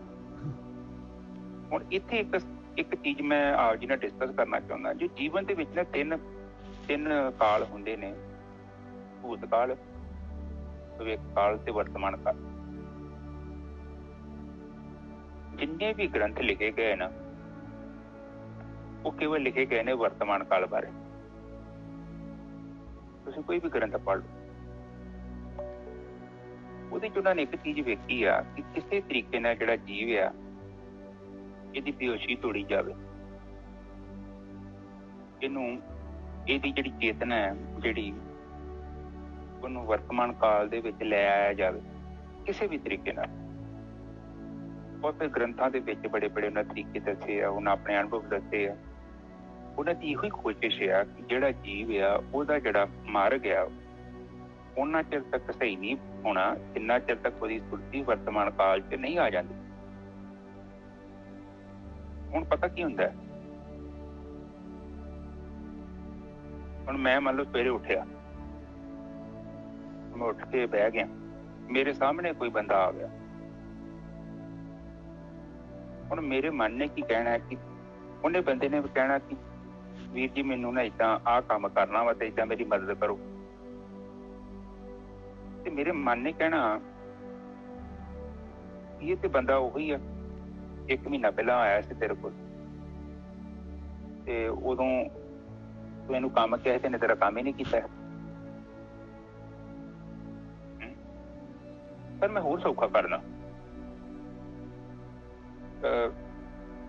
ਮੇਰੇ ਨਾ ਮਤਲਬ ਸਾਡੇ ਘਰੇ ਕੰਮ ਕਰਦੀ ਮੰਮੀ, ਉਹ ਕਥਾ ਸੁਣਦੀ ਹੈ ਤੇ ਘਰੇ ਇੱਕ ਔਰਤ ਕੰਮ ਕਰਦੀ ਸੀ ਤੇ ਸਾਡੇ ਨਾ ਮੇਰੇ ਬ੍ਰਦਰ ਦੇ ਘਰ ਮਤਲਬ ਉਹਨੇ ਬੇਬੀ ਹੋਇਆ ਤੇ ਫਿਰ ਏਦਾਂ ਸਿਚੁਏਸ਼ਨ ਆ ਗਈ ਕਿ ਕੰਮ ਵਾਲੀ ਰੱਖਣੀ ਪਈ ਸਾਨੂੰ ਰੋਟੀਆਂ ਪਕਾਉਣ ਲਈ। ਚਲੋ ਉਹਨੂੰ ਰੱਖਿਆ। ਉਸ ਸਮੇਂ ਬਾਅਦ ਕੀ ਹੋਇਆ, ਉਹ ਔਰਤ, ਚਲੋ ਸਾਡਾ 2-3 ਮਹੀਨੇ ਦਾ ਪ੍ਰੋਜੈਕਟ ਸੀ, 2 ਮਹੀਨੇ 'ਚ ਕੰਮ ਕਰਕੇ ਚੱਲ ਗਈ ਤੇ ਮੇਰੀ ਵਾਈਫ ਨੂੰ ਸੱਟ ਲੱਗ ਗਈ, ਉਹਦੇ ਪਰਮਾਤਮਾ ਨੇ ਸੁਭਾਨਾ ਬਣ ਗਿਆ। ਚਲੋ ਉਹਨਾਂ ਨੂੰ ਲੋੜ ਪਈ, ਅਸੀਂ ਉਸ ਔਰਤ ਨੂੰ, ਮੈਂ ਇੱਥੇ ਕੰਮ ਤੇ ਸਾਂ ਤੇ ਮੈਂ ਇਹਨੂੰ ਕਿਹਾ ਗੁਰਵੀਰ ਏਦਾਂ ਕਰ ਤੂੰ ਫੋਨ ਕਰ ਤੇ ਉਹਨੂੰ ਆਂਟੀ ਨੂੰ ਸੱਦ ਲਾ। ਉਹ ਆਂਟੀ ਆਈ ਨਹੀਂ, ਉਹ ਬਹਾਨੇ ਮਾਰੇ ਜਾਣ ਕੇ ਨਹੀਂ ਆਈ। ਚਲੋ ਨਹੀਂ ਆਈ। ਚਲੋ 2 ਮਹੀਨਿਆਂ ਬਾਅਦ ਉਹਦੀ ਕੁੜੀ ਦਾ ਵਿਆਹ ਤੇ ਉਹ ਮੈਨੂੰ ਮਤਲਬ ਮੇਰੀ ਵਾਈਫ ਨੇ ਫੋਨ ਕੀਤਾ ਕਿ ਜੀ ਉਹਨਾਂ ਦੀ ਆਪਾਂ ਥੋੜੀ ਹੈਲਪ ਕਰਨੀ ਆ ਉਹਨਾਂ ਨੇ ਤੇ, ਪਰ ਕਹਿੰਦੀ ਇੱਕ ਤਰਫ ਮੇਰੇ ਮਨ 'ਚ ਇਹ ਵੀ ਆਵਾਜ਼ ਆਉਂਦੀ ਆ ਕਿ ਇਹਨੂੰ ਮੈਂ ਬੜਾ ਸੱਦਿਆ ਸੀ ਤੇ ਮੈਂ ਮੇਰੇ ਸਰੀਰ 'ਚ ਕਸ਼ਟ ਬਹੁਤ ਹੈ। ਜੇ ਸਭ ਗੱਲ ਬੜੀ ਨੁਕਤੇ ਦੀ ਆ, ਮੈਂ ਤਾਂ ਘਰ ਦੇ ਨਾਲ ਜੋੜਦੀ ਆ, ਸਾਡੇ ਜੀਵਨ 'ਚ ਅਸਲੀ ਉਦਾਂ ਬਣਨੀ ਨਹੀਂ ਉਦਾਂ ਗੱਲ। ਉਹ ਕਹਿੰਦੀ ਕਿ ਇੱਕ ਬੰਨੇ ਮੈਂ ਸੋਚਦੀ ਹਾਂ ਉਹ ਧੀ ਧਿਆਣੀ ਹੈ, ਉਹਦਾ ਜੀਵਨ ਆ, ਆਪਾਂ ਦੀ ਬੜੀ ਮਦਦ ਕਰ ਦਾਂਗੇ, ਗਰੀਬ ਐ ਤੇ ਚਲੋ ਉਹਨਾਂ ਦਾ ਵਿਆਹ ਥੋੜਾ ਬਹੁਤਾ ਬੜੀ ਹੈਲਪ ਹੋ ਜੂ ਉਹਨਾਂ ਦੀ। ਪਰ ਦੂਜੀ ਤਰਫ ਮੈਂ ਇਹ ਵੀ ਪੁੱਛਦੀ ਹਾਂ, ਮੇਰਾ ਮਨ ਕਹਿੰਦਾ ਹੈ ਕਿ ਇਸ ਨੂੰ ਮੈਂ 20 ਫੋਨ ਕੀਤੇ ਪਰ ਇਹ ਆਈ ਨਹੀਂ।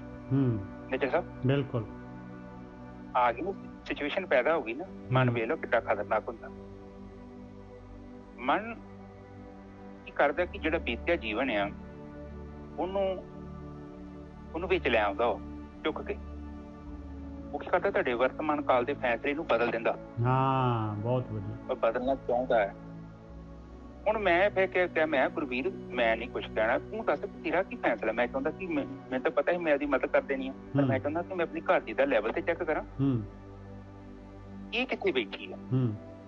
ਉਹ ਕਹਿੰਦੀ ਆ ਕਿ ਬੇਸ਼ੱਕ ਨੇ ਜੋ ਮਰਜ਼ੀ ਕੀਤਾ ਪਰ ਮੇਰਾ ਅੰਦਰੋਂ ਮੇਰਾ ਚਿੱਤ ਕਹਿੰਦਾ ਨਹੀਂ, ਧੀ ਧਿਆਣੀ ਆ, ਵਿਆਹ ਕਿਹੜੇ ਰੋਜ਼ ਦੇਣੀ ਹੋਣੇ ਆ, ਤਾਂ ਆਪਾਂ ਇਹਦੀ ਮਦਦ ਕਰੀਏ। ਇਹ ਜੋ ਜੀਵਨ ਦਾ ਸਬਕ। ਹੁਣ ਵਰਤਮਾਨ ਕਾਲ ਦੀ ਜੋ ਸਿਚੁਏਸ਼ਨ ਹੈਗੀ ਹੈ ਨੇਜਰ ਸਾਹਿਬ, ਉਹ ਤੇ ਭੂਤ ਕਾਲ ਨਾ ਆਉਣ ਦਿਓ। ਜਦੋਂ ਭੂਤ ਕਾਲ ਆ ਗਿਆ ਤੇ ਉਹਨੇ ਸਾਡਾ ਫੈਸਲਾ ਬਦਲ ਦੇਣਾ ਨੇਜਰ ਸਾਹਿਬ। ਬਹੁਤ ਵਧੀਆ, ਬਹੁਤ ਉਹਨੇ ਜ਼ਹਿਰ ਘੋਲ ਦੇਣਾ। ਆਮ ਜਿਹੜੇ ਅਕਸਰ ਆਪਾਂ ਏਦਾਂ ਹੀ ਕਰਦੇ ਹਾਂ। ਅਕਸਰ ਬਿਲਕੁਲ 99% ਏਦਾਂ ਹੀ ਹੁੰਦਾ ਹੈ। ਆਪਣੇ ਭੂਤਕਾਲ ਦੀ ਵਜ੍ਹਾ ਨਾਲ ਵਰਤਮਾਨ ਦੇ ਫੈਸਲੇ ਸਾਰੇ ਬਦਲੇ ਜਾਂਦੇ ਆ ਭਾਈ। ਬਿਲਕੁਲ ਇਸ ਤਰ੍ਹਾਂ ਹੀ ਹੁੰਦਾ ਗੁਰਕੀ ਸਾਹਿਬ।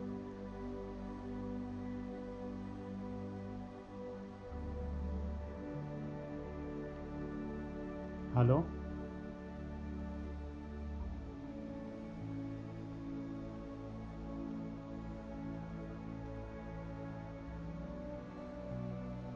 ਗੁਰਕੀ ਸਾਹਿਬ ਤੁਹਾਡੀ ਆਵਾਜ਼ ਨਹੀਂ ਆ ਰਹੀ ਬਿਲਕੁਲ।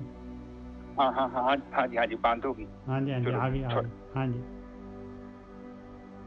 ਆਪਾਂ ਕਰਦੇ ਕੀ ਆ, ਮੈਂ ਉਹ ਘਰ ਦੀ ਗੱਲ ਇਸ ਕਰਕੇ ਨਾਲ ਜੋੜੀ ਆ ਕਿਉਂਕਿ ਤੁਹਾਡੇ ਦਿਮਾਗ 'ਚ ਮੈਂ ਚਾਹੁੰਦਾ ਗੱਲ ਬਹੁਤ ਗਹਿਰੀ ਚੱਲ। ਉਹ ਤਾਂ ਜਾਣੀ ਨਹੀਂ ਸੀ। ਉਹ ਵਰਤਮਾਨ ਕਾਲ 'ਚ ਜੋ ਸਿਚੁਏਸ਼ਨ ਤੁਹਾਡੇ ਸਾਹਮਣੇ ਆ ਗਈ ਆ ਉਹਨੂੰ ਤੁਸੀਂ ਵਰਤਮਾਨ ਕਾਲ ਦੇ ਰੂਪ 'ਚ ਹੀ ਦੇਖਣਾ ਔਰ ਤੁਸੀਂ ਵੇਖਣਾ ਕਿ ਤੁਹਾਡਾ ਕਰਤੱਵ ਕੀ ਹੈ।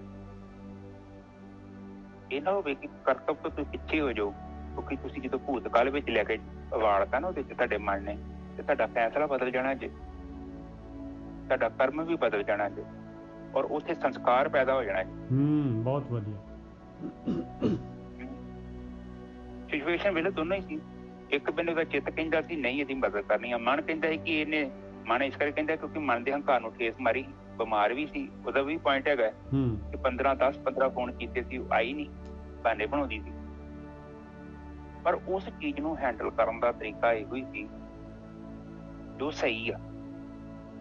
ਦੂਜੇ ਨੇ ਕੀ ਕੀਤਾ ਉਹ ਇੰਪੋਰਟੈਂਟ ਨਹੀਂ ਆ, ਇਸ ਟਾਈਮ ਮੈਂ ਕੀ ਕਰਨਾ ਹੈ ਇਹ ਬੜਾ ਇੰਪੋਰਟੈਂਟ ਹੈ। ਔਰ ਉਹੀ ਸਾਡਾ ਜੀਵਨ ਦਾ ਇੱਕ ਬੇਸ ਹੈ। ਦੇਖੋ ਜੀਵਨ ਇੱਕ ਕਿਤਾਬ ਆ। ਮੈਂ ਚਾਹੁੰਦਾ ਕਿ ਇਹਨੂੰ ਬੜੇ ਤਰੀਕੇ ਨਾਲ ਲਿਖੀਏ। ਤੁਸੀਂ ਆਪਣੀ ਲਿਖੋ, ਮੈਂ ਆਪਣੀ ਲਿਖਾਂ, ਕਿਉਂਕਿ ਇਹ 'ਚ ਕੋਈ ਇੰਟਰਫੇਰੈਂਸ ਨਹੀਂ ਹੋ ਸਕਦੀ। ਨਾ ਤੇ ਮੈਂ ਨਿੱਜਰ ਸਾਹਿਬ ਦੀ ਲਿਖ ਸਕਦਾ, ਨਾ ਨਿੱਜਰ ਸਾਹਿਬ ਮੇਰੀ ਲਿਖਣ। ਇਹ ਤੇ ਇੰਡੀਵਿਜੂਅਲ ਸਵਾਲ ਨੇ ਸਾਡੇ। ਕੁਦਰਤ ਸਾਨੂੰ ਸਵਾਲ ਪਾਉਂਦੀ ਹੈ, ਜਾਣ ਬੁੱਝ ਕੇ ਪਾਉਂਦੀ ਹੈ। ਇਹ ਚੀਜ਼ ਨੂੰ ਸਮਝੋ ਆਪ ਨਿੱਜਰ ਸਾਹਿਬ। ਬਿਲਕੁਲ, ਕਿਉਂਕਿ ਐਵਰੀਥਿੰਗ ਜੋ ਹੋ ਰਿਹਾ ਨਾ ਸਾਡੇ ਜੀਵਨ 'ਚ ਉਹ ਰੀਜ਼ਨ ਹੈ ਉਹਦੇ ਪਿੱਛੇ। ਤੁਸੀਂ ਉਹਨੂੰ ਹੱਲ ਕਰਨਾ ਉਹਨੂੰ ਚੰਗੇ ਤਰੀਕੇ ਨਾਲ। ਬੇਈਮਾਨੀ ਨਹੀਂ ਕਰ ਸਕਦੇ, ਜੇ ਕਰੋਗੇ ਤਾਂ ਫਸ ਜਾਣਾ ਤੁਸੀਂ। ਇਹ ਬਿਲਕੁਲ ਸੱਚ ਹੈ, ਬਿਲਕੁਲ ਸੱਚ। ਉਹ ਤੁਸੀਂ ਸਟੈਪ ਬੈਕ ਨਹੀਂ ਕਰ ਸਕਦੇ। ਤੁਸੀਂ ਸਟੈਪ ਬੈਕ ਕਰਕੇ ਤੇ ਭਗੌੜੇ ਹਾਂ ਫਿਰ ਆਪਾਂ। ਚੀਟਿੰਗ ਵੀ ਕਰ ਸਕਦੇ ਹਾਂ ਕਿਉਂਕਿ ਸਾਡਾ ਕੋਈ ਸੁਪਰਵਾਈਜ਼ਰ ਨਹੀਂ। ਇਸ ਲਈ ਬਾਣੀ ਤੇ ਕਹਿੰਦੀ ਭੈ ਦੇ ਵਿੱਚ ਰਹਿਣਾ।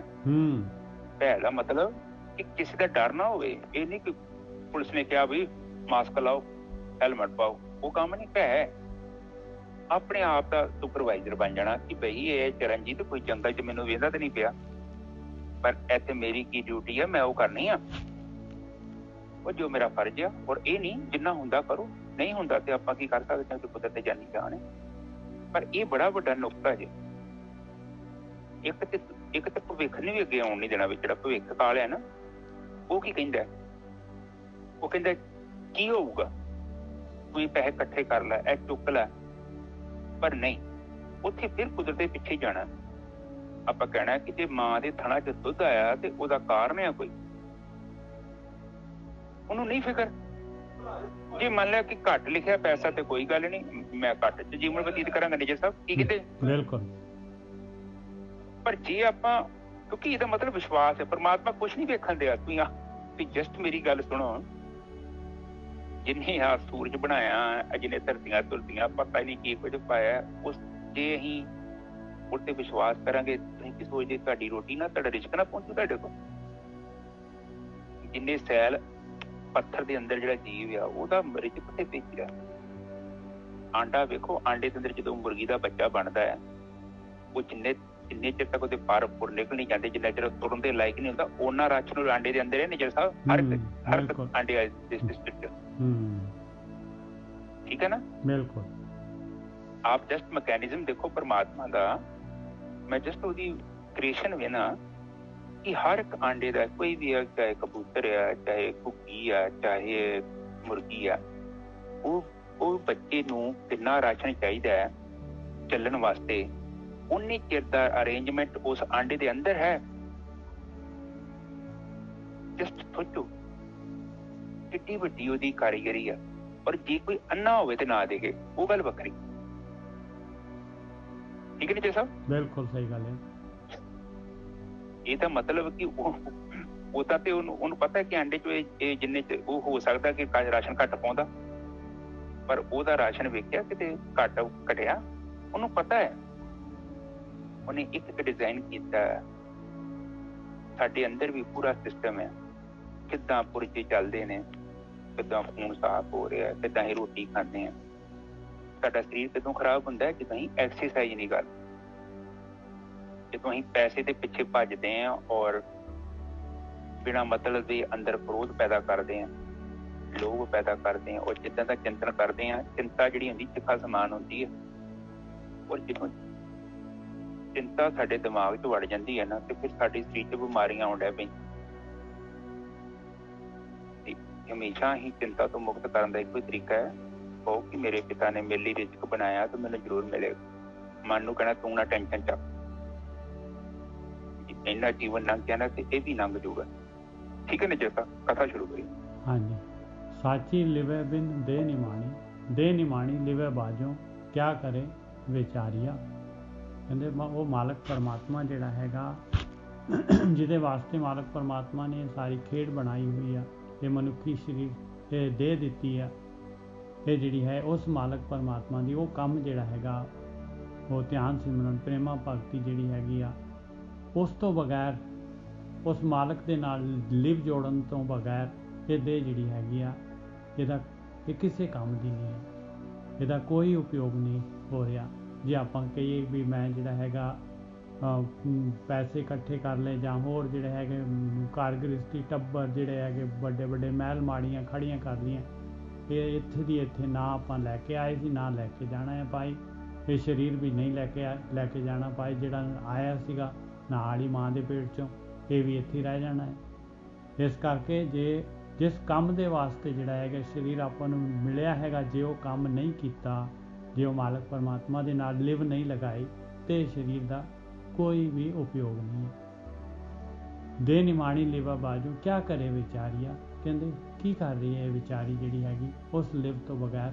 ਦੁਬਾਰਾ ਮਹਾਰਾਜ ਜਿਹੜੇ ਹੈ ਅਗਲੀ ਲਾਈਨ ਦੇ ਵਿੱਚ ਸੇਮ ਗੱਲ ਦੁਬਾਰਾ ਕਹਿ ਰਹੇ। ਹਾਂਜੀ ਗੁਰੂ ਸਾਹਿਬ।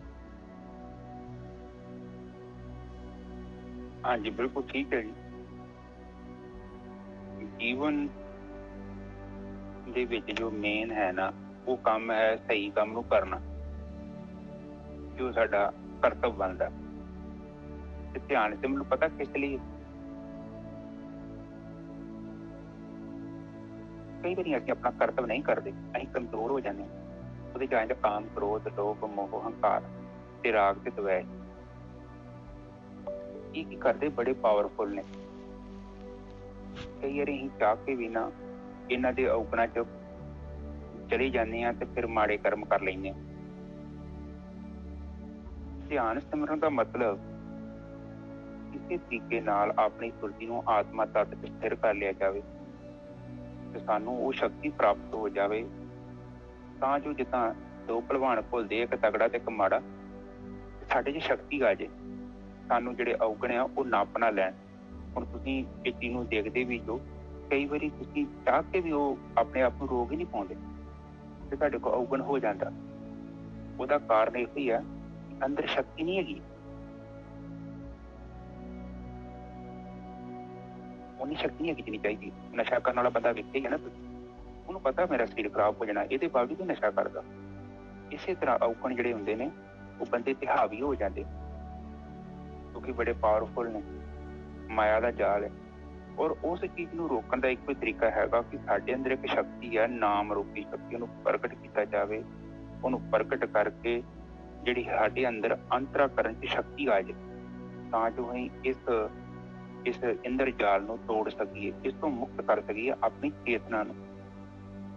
ਚੇਤਨਾ ਜਿੰਨਾ ਚਿਰ ਤੱਕ ਆਪਣੇ ਰੂਪ 'ਚ ਸਥਿਰ ਨਹੀਂ ਨਾ ਹੋ ਜਾਂਦੀ, ਪੁਰਸ਼ ਜਿਹੜਾ ਹੈਗਾ, ਦੇਖੋ ਪੁਰਸ਼ ਕੀ ਹੈ, ਚੇਤਨਾ ਪੁਰਸ਼ ਤੋਂ ਹੀ ਆਉਂਦੀ ਹੈ। ਜਿੰਨਾ ਚਿਰ ਤੱਕ ਇੰਦਰੀਆਂ ਦੇ ਵਿੱਚ ਹੈ, ਭੋਗਾਂ 'ਚ ਹੈ, ਉਹ ਚੇਤਨਾ ਨੇ ਪ੍ਰਗਟ ਨਹੀਂ ਹੋਣਾ। ਧਿਆਨ ਸਿਮਰਨ ਦੇ ਵਿੱਚ ਜਦੋਂ ਆਪਾਂ ਆਪਣੀ ਸੁਰਤੀ ਨੂੰ ਆਤਮ ਤੱਤ 'ਚ ਲੀਨ ਕਰ ਦੇਣਾ ਤੇ ਕਿਰਤੀ ਕਰਦੀ ਉਹ ਚੇਤਨਾ ਜਿਹੜੀ ਆਪਣੇ ਰੂਪ 'ਚ ਪ੍ਰਗਟ ਹੋ ਜਾਂਦੀ। ਇੱਕ ਵਾਰੀ ਉਹ ਚੇਤਨਾ ਉਸ ਆਤਮਾ ਰੂਪੀ ਬਿੰਦੂ 'ਚ ਪ੍ਰਵੇਸ਼ ਕਰ ਗਈ ਨਾ ਸੁਰਤੀ, ਉਸ ਤੋਂ ਬਾਅਦ ਫਿਰ ਤੁਹਾਨੂੰ ਨਹੀਂ ਤੋੜਿਆ ਜਾ ਸਕਦਾ। ਬਹੁਤ ਪਾਵਰ ਆ ਜਾਣੀ ਆ। ਔਰ ਇਹੋ ਹੀ ਪ੍ਰੂਫ ਆ, ਅਤੇ ਅੱਜ ਚੈੱਕ ਕਰੋ ਜਿਹੜੇ ਸੰਤ ਹੁੰਦੇ ਆ ਉਹਨਾਂ ਨੂੰ ਝੁਕਾਉਣਾ ਬੜਾ ਔਖਾ ਹੁੰਦਾ, ਕਿਉਂਕਿ ਉਹਨਾਂ ਦੇ ਅੰਦਰ ਬਹੁਤ ਸ਼ਕਤੀ ਆ ਗਈ। ਫਿਰ ਉਹਨਾਂ ਨੂੰ ਵੱਢ ਦਿੱਤਾ ਜਾ ਸਕਦਾ, ਜੋ ਮਰਜ਼ੀ ਕਰ ਦੋ, ਪਰ ਉਹਨੂੰ ਝੁਕਾਇਆ ਨਹੀਂ ਜਾ ਸਕਦਾ। ਨਿਜਰ ਸਾਹਿਬ ਬਿਲਕੁਲ ਸਹੀ ਗੱਲ ਹੈ, ਬਿਲਕੁਲ ਸਹੀ ਹੈ। ਹਾਂਜੀ, ਤੇ ਉਹ ਤੁਕ ਦੁਬਾਰਾ ਬੋਲੋ, ਮੈਂ ਸਭ ਲਵਾਂ। ਸਾਚੀ ਲਿਵੈ ਬਿਨ ਦੇਹ ਨਿਮਾਣੀ, ਦੇਹ ਨਿਮਾਣੀ ਲਿਵੈ ਬਾਜੋਂ, ਕਿਆ ਕਰੇ ਵਿਚਾਰੀਆ। ਕੋਈ ਵਿਆਖਿਆ ਕਰੋ। ਹਾਂਜੀ, ਕਹਿੰਦੇ ਪਰਮਾਤਮਾ ਦੀ ਜਿਹੜੀ ਲਿਵ ਆ, ਮਾਲਕ ਪਰਮਾਤਮਾ ਦੇ ਨਾਲ ਪਿਆਰ ਪਾਉਣਾ ਜਿਹੜਾ ਹੈਗਾ, ਧਿਆਨ ਸਿਮਰਨ ਤੋਂ ਬਗੈਰ ਜਿਹੜਾ ਹੈਗਾ, ਕਹਿੰਦੇ ਸਰੀਰ ਜਿਹੜਾ ਹੈਗਾ ਨਿਮਾਣਾ ਹੈਗਾ, ਇਹਦਾ ਕੋਈ ਉਪਯੋਗ ਨਹੀਂ ਹੈਗਾ ਸਰੀਰ ਦਾ।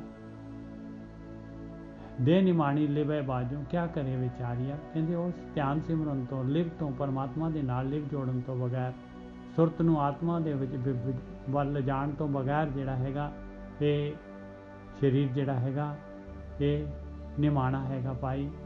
ਜੀਵ ਇਸਤਰੀ ਆਪਾਂ ਜਿਹੜੇ ਹੈਗੇ ਆ, ਕਹਿੰਦੇ ਕੀ ਕਰ ਰਹੇ ਆ ਆਪਾਂ, ਇਹ ਵਿਚਾਰੇ ਜਿਹੜੇ ਹੈਗੇ ਆ ਤਰਸ ਲਾਇਕ ਹੈਗੇ ਆ, ਜਿਹੜੇ ਵੀ ਇਸ ਕਿਰਿਆ ਨੂੰ ਨਹੀਂ ਕਰਦੇ।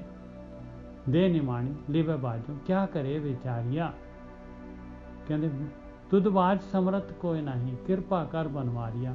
ਹੇ ਮੇਰੇ ਮਾਲਕਾ, ਇਸ ਕੰਮ ਦੇ ਵਾਸਤੇ ਤੂੰ ਜਿਹੜਾ ਹੈਗਾ ਇਹ ਸਾਰੀ ਖੇਡ ਬਣਾਉਣ ਵਾਲਾ, ਸਾਰਾ ਕੁਝ ਕਰਨ ਵਾਲਾ, ਤੂੰ ਇਹ ਦੇਹ ਦੇਣ ਵਾਲਾ, ਇਹ ਕਾਮ ਕ੍ਰੋਧ ਲੋਭ ਮੋਹ ਹੰਕਾਰ ਜਿਹੜੇ ਹੈਗੇ ਜਿਨ੍ਹਾਂ ਦੇ ਨਾਲ ਘੋਲ ਹੈਗਾ, ਇਹਨਾਂ ਨੂੰ ਤੂੰ ਜਿਹੜਾ ਹੈਗਾ ਬਣਾਉਣ ਵਾਲਾ, ਇਹਨਾਂ ਨੂੰ ਸ਼ਕਤੀ ਦੇਣ ਵਾਲਾ ਤੂੰ ਹੀ ਹੈਗਾ ਆ, ਤੇ ਤੂੰ ਹੀ ਮਦਦ ਕਰੇਗਾ ਤਾਂ ਜਿਹੜਾ ਹੈਗਾ ਇਹ ਕੰਮ ਹੋ ਸਕਦਾ ਹੈ।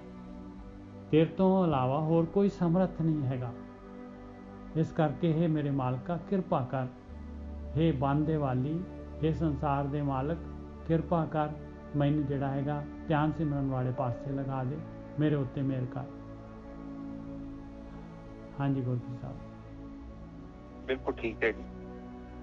ਜਿਹੜਾ ਜੀਵ ਹੈ ਨਾ, ਇਹਨੂੰ ਵਾਲੇ 7 ਘੋੜੇ ਜੋ ਦਿੱਤੇ ਨੇ, 5 ਤੇ ਇਹ ਨੇ ਤੇ 2 ਹੋਰ ਨੇ, ਰਾਗ ਤੇ ਦਵੈਸ਼। ਇਹ ਤੈਨੂੰ ਕਹਿੰਦੇ ਵਿਚਾਰੀਆ ਕਮਜ਼ੋਰ ਹੈ, ਉਹਨੂੰ ਧੂਈ ਫਿਰਦੇ। ਤੁਸੀਂ ਵੇਖੋਗੇ ਨਾ, ਤੁਹਾਨੂੰ ਲਈ ਫਿਰਦੇ, ਬਿਲਕੁਲ ਕਿੱਥੇ ਬਹਿਣ ਦਿੰਦੇ, ਧੂਈ ਫਿਰਦੇ ਵਿਚਾਰੇ ਨੂੰ। ਉਹ ਤੇ ਵਿਚਾਰੇ ਦੀ ਪੈਰ ਹੀ ਨਹੀਂ ਲੱਗਣ ਦਿੰਦੇ। ਨਿਜਰ ਸਾਹਿਬ ਬਿਲਕੁਲ ਸਹੀ ਗੱਲ ਹੈ। ਉਹ ਨਿਜਰ ਸਾਹਿਬ ਇੱਥੇ ਨਾ ਗਿੱਦੜ ਤੇ ਗਿੱਦੜੀ, ਤੇ ਗਿੱਦੜ ਰੋਜ਼ ਦੀਆਂ ਗੱਪਾਂ ਬਹੁਤ ਮਾਰਦਾ ਹੁੰਦਾ ਹੈ, ਤੇ ਗਿੱਦੜੀ ਉਹ ਤੋਂ ਪਰੇਸ਼ਾਨ ਹੋ ਗਈ। ਉਹਨੇ ਕਿਹਾ ਕਿ ਇਹ ਤੇ ਰੋਜ਼ ਹਵਾ ਮਾਰਦਾ, ਤੇ ਕਿਉਂ ਇਹਦਾ ਪੱਕਾ ਹੀ ਹੱਲ ਕਰ ਦਿੱਤਾ ਜਾਵੇ। ਤੇ ਉਹਨੇ ਕੀ ਵੇਖਿਆ ਕਿ ਲਾਗੇ ਊਠ ਦੇ ਲਾਗੇ ਬੈਠਾ ਸੀ ਗਿੱਦੜ ਕਿਤੇ, ਤੇ ਨਿਜਰ ਸਾਹਿਬ ਉਹਨੇ ਕੀਤਾ, ਊਠ ਦੀ ਪੂਛ ਨੂੰ ਨਾ ਗਿੱਦੜ ਦੀ ਪੂਛ ਦੇ ਨਾਲ ਬੰਨਤਾ, ਤੇ ਉਧਰੋਂ ਊਠ ਨੂੰ ਉਠਾਤਾ, ਤੇ ਊਠ ਨੇ ਦੇ ਦਿਲਤਾ, ਤੇ ਗਿੱਦੜ ਦਾ ਤੇ ਉਹਨੇ ਫਲੂਦਾ ਬਣਾਤਾ, ਤੇ ਉਹਨੇ ਜ਼ੋਰ ਦੀ ਪਛੰਡਾ ਮਾਰਿਆ, ਤੇ ਗਿੱਦੜ ਦੂਰ ਜਾ ਕੇ ਟਿਕਿਆ। ਤੇ ਗਿੱਦੜੀ ਚਲ ਗਈ ਉਹਦੇ ਕੋਲ, ਕਹਿੰਦੀ ਗਿੱਦੜਾ ਹੋਰ ਸੁਣਾ ਕੀ ਹਾਲ ਆ। ਤੇ ਕਹਿੰਦਾ ਹਾਲ ਤੇ ਠੀਕ ਆ। ਕਹਿੰਦੀ ਤੂੰ ਬੜੀਆਂ ਗੱਪਾਂ ਮਾਰਦਾ, ਮੈਂ ਇਹ ਕੀਤਾ, ਮੈਂ ਉਹ ਕੀਤਾ, ਤੇ ਅੱਜ ਤੇ ਤੋਂ ਕੁਛ ਹੋਇਆ ਹੀ ਨਹੀਂ ਹੈ। ਉਹ ਕਹਿੰਦਾ ਗਿੱਦੜੀਏ ਕਰ ਤੇ ਮੈਂ ਬੜਾ ਕੁਝ ਲੈਣਾ ਸੀ, ਮੇਰੇ ਸਾਲੇ ਨੇ ਪੈਰ ਹੀ ਨਹੀਂ ਲੱਗਣ ਦਿੱਤੇ। ਨਿਜਰ ਸਾਹਿਬ ਉਹ ਹਿਸਾਬ ਹੈ ਸਾਡਾ। ਇਹ ਜਿਹੜੇ ਉਗਣੇ ਆ ਨਾ, ਇਹ ਸਾਡੇ ਪੈਰ ਹੀ ਨਹੀਂ ਲੱਗਣ ਦਿੰਦੇ। ਤੁਸੀਂ ਦੇਖੋ, ਤੁਸੀਂ ਵਾਅਦਾ ਕੀਤਾ ਕਿ ਮੈਂ ਆਹ ਕੰਮ ਨਹੀਂ ਕਰਨਾ, ਵੇਖੋ ਤੁਸੀਂ ਕਰੋਗੇ। ਇਹ ਤਦ ਤੱਕ ਕਰਦੇ ਰਹਿਣਾ ਵਾ, ਤਦ ਤੱਕ ਗੁਲਾਮੀ ਦੇ ਵਿੱਚ ਜੀਵਨ ਬਤੀਤ ਕਰਨਾ, ਜਿੰਨਾ ਚਿਰ ਤੱਕ ਸਾਡੀ ਸੁੱਤੀ ਆਤਮਾ ਤੱਤ ਚ ਨਹੀਂ ਜਾਂਦੀ। ਦਿਲ ਤੁਕ ਲੱਗੀ ਨਾ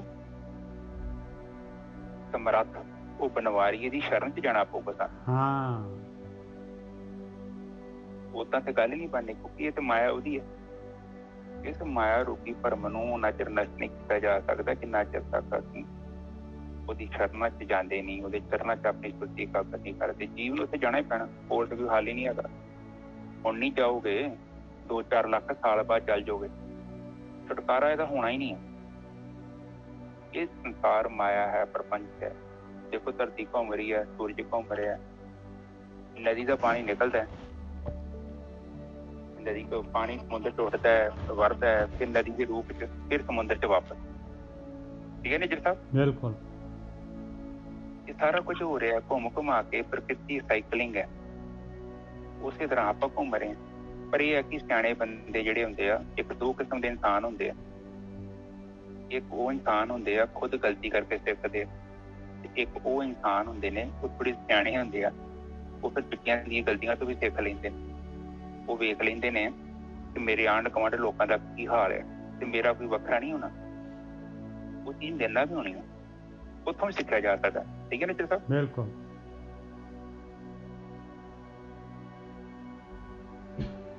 ਹਾਂਜੀ, ਅਗਲੀ ਤੋਂ ਬੋਲੋ। ਹਾਂਜੀ, ਇਸ ਨੂੰ ਹੋਰ ਥਾਂ ਨਹੀਂ ਸ਼ਬਦੇ ਲਾਗ ਸਵਾਰੀਆ। ਕਹਿੰਦੇ ਆਪਸ਼ਨ ਹੀ ਨਹੀਂ ਹੈ ਹੋਰ ਕੋਈ। ਕਹਿੰਦੇ ਸ਼ਬਦ ਦੇ ਨਾਲ ਲੱਗਣਾ ਪਊਗਾ ਭਾਈ, ਧਿਆਨ ਸਿਮਰਨ ਕਰਨਾ ਪਊਗਾ, ਆਪਣੇ ਅੰਦਰ ਵੜਨਾ ਪਊਗਾ, ਇਹ ਮੈਡੀਟੇਸ਼ਨ ਪ੍ਰੇਮਾ ਭਗਤੀ ਕਰਨੀ ਪਊਗੀ। ਹੋਰ ਕੋਈ ਚਾਰਾ ਨਹੀਂ ਹੈ, ਹੋਰ ਕੋਈ ਥਾਂ ਹੀ ਹੈ ਨਹੀਂਗਾ ਸ਼ਬਦ ਤੋਂ ਇਲਾਵਾ। ਸ਼ਬਦ ਦੇ ਨਾਲ ਲੱਗਣਾ ਪਊਗਾ। ਆਪਣੇ ਆਪ ਨੂੰ ਜੇ ਸਵਾਰਨਾ ਚਾਹੁੰਦੀ ਹੈ ਤੇ ਇਹ ਇਨਸਾਨ ਜੇ ਚਾਹੁੰਦਾ ਹੈ, ਇਹ ਸਰੀਰ ਜਿਹੜਾ ਮਿਲਿਆ ਹੋਇਆ ਆ, ਇਹ ਦੇਹ ਨੂੰ ਜਿਹੜਾ ਹੈਗਾ ਇਹਦੇ ਨਾਲ ਕੁਛ ਜਿਹੜਾ ਹੈਗਾ ਮਾਲਕ ਦੀ ਦਰਗਾਹ ਦੇ ਵਿੱਚ ਜਿਹੜਾ ਹੈਗਾ ਨਾਲ ਲਿਜਾਣ ਵਾਲਾ ਧਨ ਜਿਹੜਾ ਹੈਗਾ ਨਾਮ ਧਨ ਇਕੱਠਾ ਕਰਨਾ ਚਾਹੁੰਦਾ ਹੈ, ਤੇ ਭਾਈ ਸ਼ਬਦ ਦੇ ਨਾਲ ਆਪਣੇ ਆਪ ਨੂੰ ਸਵਾਰਨਾ ਪਊਗਾ। ਕਹੇ ਨਾਨਕ ਲਿਵੇ ਬਾਝੋਂ ਕਿਆ ਕਰੇ ਵਿਚਾਰੀਆ। ਕਹਿੰਦੇ ਉਸ ਮਾਲਕ ਪਰਮਾਤਮਾ ਦੀ ਲਿਵ ਤੋਂ ਬਗੈਰ, ਪ੍ਰੇਮਾ ਭਗਤੀ ਤੋਂ ਬਗੈਰ, ਕਹਿੰਦੇ ਜਿਹੜੀ ਹੈ ਦੇਹ, ਇਹ ਸਰੀਰ ਜਿਹੜਾ ਹੈਗਾ, ਇਹ ਇਨਸਾਨ ਕਹਿੰਦੇ ਕੀ ਕਰ ਰਿਹਾ ਹੈ ਵਿਚਾਰਾ, ਤਰਸਯੋਗ ਹੈਗਾ। ਇਹ ਆਪਣਾ ਜਿਹੜਾ ਹੈਗਾ ਧਨ ਜਿਹੜਾ ਹੈਗਾ, ਇੰਨਾ ਕੀਮਤੀ ਧਨ ਸਵਾਸਾਂ ਰੂਪ ਮਿਲਿਆ ਹੋਇਆ ਹੈ, ਇਹਨੂੰ ਅਜਾਈ ਜਿਹੜਾ ਹੈਗਾ ਲੁਟਾ ਰਿਹਾ ਹੈ। ਹਾਂਜੀ ਵੀ ਬਿਲਕੁਲ ਠੀਕ ਹੈ। ਹੁਣ ਸਾਧ ਸੰਗਤ ਜੀ, ਜਿਹੜਾ ਪਰਮਾਤਮਾ ਉਹ ਭਾਵਾਤੀਤ ਹੈ, ਉਸ 'ਚ ਕੋਈ ਭਾਵਨਾ ਨਹੀਂ ਹੈ, ਨਾ ਗੁਣ ਨੂੰ ਗ੍ਰਹਿਣ ਕਰਦਾ। ਰਜੋ ਤਮੋ ਸਤੋ, ਇਹ ਤਿੰਨ ਗੁਣ ਹੈਗੇ ਹੈ, ਇਹ ਪ੍ਰਕਿਰਤੀ ਹੈ, ਇਹ ਗੁਣਾਂ ਨੂੰ ਗ੍ਰਹਿਣ ਕਰਦੀ ਹੈ। ਜਦੋਂ ਸੰਸਾਰ ਤੇ ਕੋਈ ਤਰੀਕਾ ਨਹੀਂ ਹੈਗਾ ਦੁੱਖਾਂ ਨੂੰ ਖਤਮ ਕਰਨ ਦਾ, ਕੋਈ ਵੀ ਦੁਨੀਆ ਤੇ ਤਰੀਕਾ ਨਹੀਂ ਹੈਗਾ। ਪੈਸੇ ਨਹੀਂ ਦੁੱਖ ਖਤਮ ਕਰ ਸਕਦੇ, ਨਾ ਚਿੰਤਾ ਨਾ ਪਰੇਸ਼ਾਨੀ ਖਤਮ ਹੋ। ਜਦੋਂ ਅਸੀਂ ਨਿਰਗੁਣ ਬ੍ਰਹਮ 'ਚ ਆਪਣੀ ਸੁਰਤੀ ਇਕਾਗਰ ਕਰਦੇ ਹਾਂ ਨਾ, ਤੇ ਸਾਨੂੰ ਸਮਾਧੀ ਮਿਲਦੀ ਹੈ। ਉਸ ਟਾਈਮ ਤੇ ਮੰਨ ਲਓ ਘੰਟਾ ਡੇਢ ਘੰਟਾ ਬਾਅਦ ਬੈਠੇ, ਆਪਣੇ 15-20 ਮਿੰਟ ਦੀ ਸਮਾਧੀ ਮਿਲ ਗਈ ਵਧੀਆ। ਜਿੱਥੇ ਕੀ ਹੋਇਆ, ਉਹ ਜਿਹੜਾ ਤੀਰ ਆ ਉਹ ਡਾਟ ਮਤਲਬ ਸਾਡੀ ਸੁਰਤੀ ਕੀਤੀ, ਮਨ ਦੇ ਅੰਦਰ ਇਕਾਗਰ ਹੋ ਗਈ। ਉਹੀ ਤੇ ਨਿਰਗੁਣ ਬ੍ਰਹਮ ਹੈ, ਆਤਮਾ ਹੋਈ ਹੈ। ਇੱਕ ਸਮਾਂ ਆਉਣਾ ਹੈ, ਉਹ ਸਾਡਾ ਜਿਹੜਾ ਤੀਰ ਹੈ ਨਾ, ਉਸ ਕਾਲੇ ਡਾਟ ਦੇ ਵਿੱਚ ਖੁੱਭਣਾ, ਖੁੱਭੂਗਾ ਹੌਲੀ ਹੌਲੀ ਕਰ, ਪਰ ਇੱਕਦਮ ਨਹੀਂ। ਜਦੋਂ ਤੀਰ ਗਿਆ 2-4 ਮਿੰਟ ਤੇ ਅੜ ਗਿਆ, ਫਿਰ ਉਹ ਤੀਰ ਉੱਥੋਂ ਨਿਕਲ ਜਾਂਦਾ। ਏਦਾਂ ਦੀ ਅਵਸਥਾ ਬਣੋ। ਤੁਹਾਡੇ ਨਾਲ ਕੋਈ ਟੋਣੀ ਹੈ, ਤੁਸੀਂ ਫੇਰ ਟਰਾਈ ਕੀਤੀ, ਹੋ ਸਕਦਾ 10-20 ਮਿੰਟ ਤੇ ਤੀਰ ਫਸਿਆ ਰਹਿ ਗਿਆ, ਪਰ ਹਜੇ ਤੀਰ ਨਾ ਉਹਦੇ ਅੰਦਰ ਪੂਰੀ ਧੱਸਿਆ ਨਹੀਂ ਆ। ਇਹ ਤੀਰ ਉਦੋਂ ਧੱਸ ਜਾਣਾ ਵਾ ਜਦੋਂ ਤੁਹਾਨੂੰ ਸਹਿ ਸਮਾਧੀ ਮਿਲ ਗਈ। ਸਹਿ ਸਮਾਧੀ ਦਾ ਮਤਲਬ ਉਹ ਤੀਰ ਦਾ ਮੂੰਹ ਵੇਖਿਆ ਨਾ, ਚੁੰਝਾਂ ਬਣੀਆਂ ਹੁੰਦੀਆਂ। ਇਹਨੇ ਕੀ ਕਰਨਾ, ਸੁਰਤੀ ਤੁਹਾਡੀ ਨੇ ਉਸ ਆਤਮਾ ਰੂਪੀ ਘੇਰੇ ਦੇ ਅੰਦਰ ਹੀ ਪ੍ਰਵੇਸ਼ ਕਰਕੇ ਉਹਦੇ ਚ ਫਸ ਜਾਣਾ। ਫਿਰ ਨਹੀਂ ਨਿਕਲਣੀ ਉਹ ਸੁਰਤੀ, ਬਹੁਤ ਮੁਸ਼ਕਿਲ। ਫਿਰ ਤੁਸੀਂ ਅੱਖਾਂ ਬੰਦ ਕਰੋ, ਭਾਵੇਂ ਖੋਲੋ, ਭਾਵੇਂ ਕੰਮ ਕਰੀ ਜਾਓ, ਇਹ ਨਹੀਂ ਤੁਹਾਡੀ ਸੁਰਤੀ ਭਟਕੂ। ਜਦ ਤੱਕ ਸਾਡੀ ਸੁਰਤੀ ਉੱਥੇ ਭਾਵਾਤੀਤ ਚ ਫਸ ਨਹੀਂ ਜਾਂਦੀ, ਉਹਨਾਂ ਚਿਰ ਤੱਕ ਨਾ ਤੇ ਸਾਨੂੰ ਦੁੱਖਾਂ ਪਰੇਸ਼ਾਨੀਆਂ ਤੋਂ ਮੁਕਤੀ ਮਿਲ ਸਕਦੀ ਹੈ। ਪਰਮਾਨੰਦ ਮਿਲਣਾ ਹੈ, ਉਹ ਇੱਕ ਅਲੱਗ ਚੀਜ਼ ਹੈ, ਪਰ ਪਰਮਾਤਮਾ ਪਰਮਾਨੰਦ ਵੀ ਨਹੀਂ ਹੈ, ਉਸ ਤੋਂ ਵੀ ਅੱਗੇ। ਇੱਥੇ ਸਭ ਕੁਝ ਰੁਕ ਜਾਣਾ, ਔਰ ਉਸ ਅਵਸਥਾ ਨੂੰ ਉਦੋਂ ਅਸੀਂ ਅਨੁਭਵ ਕਰਦੇ ਹਾਂ ਜਦੋਂ ਜਿਹੜਾ ਅਨੁਭਵ ਕਰਨ ਵਾਲਾ ਵਾ ਉਹਦਾ ਰੂਪ ਹੋ ਜਾਂਦਾ। ਬਹੁਤ ਵਧੀਆ ਜੀ। ਇਹ ਚੀਜ਼ ਜਿਹੜੀ ਹੈ ਨਾ, ਬੜੀ ਉੱਥੇ ਅਨੁਭਵ ਨਹੀਂ ਹੈਗਾ। ਮੈਂ ਤੁਹਾਨੂੰ ਦੱਸਾਂ, ਅਨੁਭਵ ਰਹਿ ਤੇ ਅਨੁਭਵ ਹੈ। ਬਾਣੀ ਚ ਕਿਹਾ ਵੀ ਹੈ ਕਿ ਜੋ ਜਗ੍ਹਾ ਤੇ ਤੁਸੀਂ ਪੜੋਗੇ ਤੁਹਾਨੂੰ ਪਤਾ ਲੱਗ ਜਾਊ। ਉੱਥੇ ਅਨੁਭਵ ਕਰਨ ਵਾਲਾ ਤੇ ਜਿਹਨੇ ਅਨੁਭਵ ਕਰਨਾ ਦੋਨੋਂ ਇੱਕ ਹੋ ਜਾਂਦੇ ਆ। ਬਹੁਤ ਪਵਿੱਤਰ ਅਵਸਥਾ। ਔਰ ਜਦੋਂ ਤੁਹਾਨੂੰ ਮਿਲ ਗਈ ਨਾ, ਫਿਰ ਸਾਰੇ ਛੰਛੇ, ਸਾਰੀਆਂ ਉਲਝਣਾ ਉਸ ਉਲਝ ਜਾਣੀਆਂ। ਇੱਕ ਇੱਕ ਚੀਜ਼ ਇਕੱਲੀ ਕਲੀਅਰ ਹੋ ਜਾਏ। ਫਿਰ ਤੁਸੀਂ ਸੰਸਾਰ ਨੂੰ ਜਿੱਦਾਂ ਵੇਖੋਗੇ ਨਾ, ਇੱਕ ਯੂਨੀਕ ਸਟਾਈਲ ਹੋਊਗਾ। ਤੁਸੀਂ ਇਹ ਵੀ ਨਹੀਂ ਕਹੋਗੇ ਕਿ ਮਾਇਆ ਨੇ ਫਸਾਇਆ, ਤੁਸੀਂ ਕਹੋਗੇ ਪ੍ਰਕਿਰਤੀ ਏਦਾਂ ਹੀ ਚੱਲਣੀ।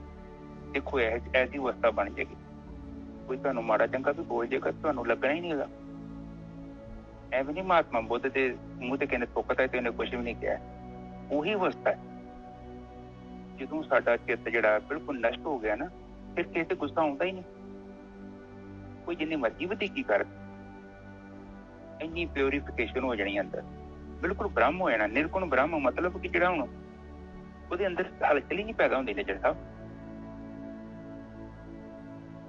ਮੇਰੀ ਆਵਾਜ਼ ਆ ਰਹੀ ਹੈ? ਹਾਂਜੀ ਹਾਂਜੀ, ਬਹੁਤ ਵਧੀਆ ਜੀ, ਬਹੁਤ ਵਧੀਆ।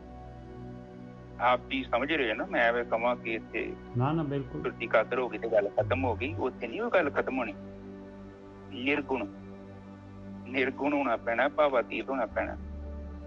ਤੁਸੀਂ ਵੀ ਭਾਵਾਤੀਤ ਹੋਵੋ ਤਾਂ ਵੀ ਤੇ ਉਹਦੇ ਵਿੱਚ ਇੱਕ ਮਿਕ ਹੋਣਾ, ਪਰ ਇਹ ਤੇ ਅਸੀਂ ਕੁਛ ਨਹੀਂ ਕਰਨਾ, ਇਹ ਆਪਣੇ ਆਪ ਹੀ ਹੋਣਾ ਹੈ। ਠੀਕ ਹੈ ਨਾ? ਜੈਸਾ ਅੱਗੇ ਚਲੀ।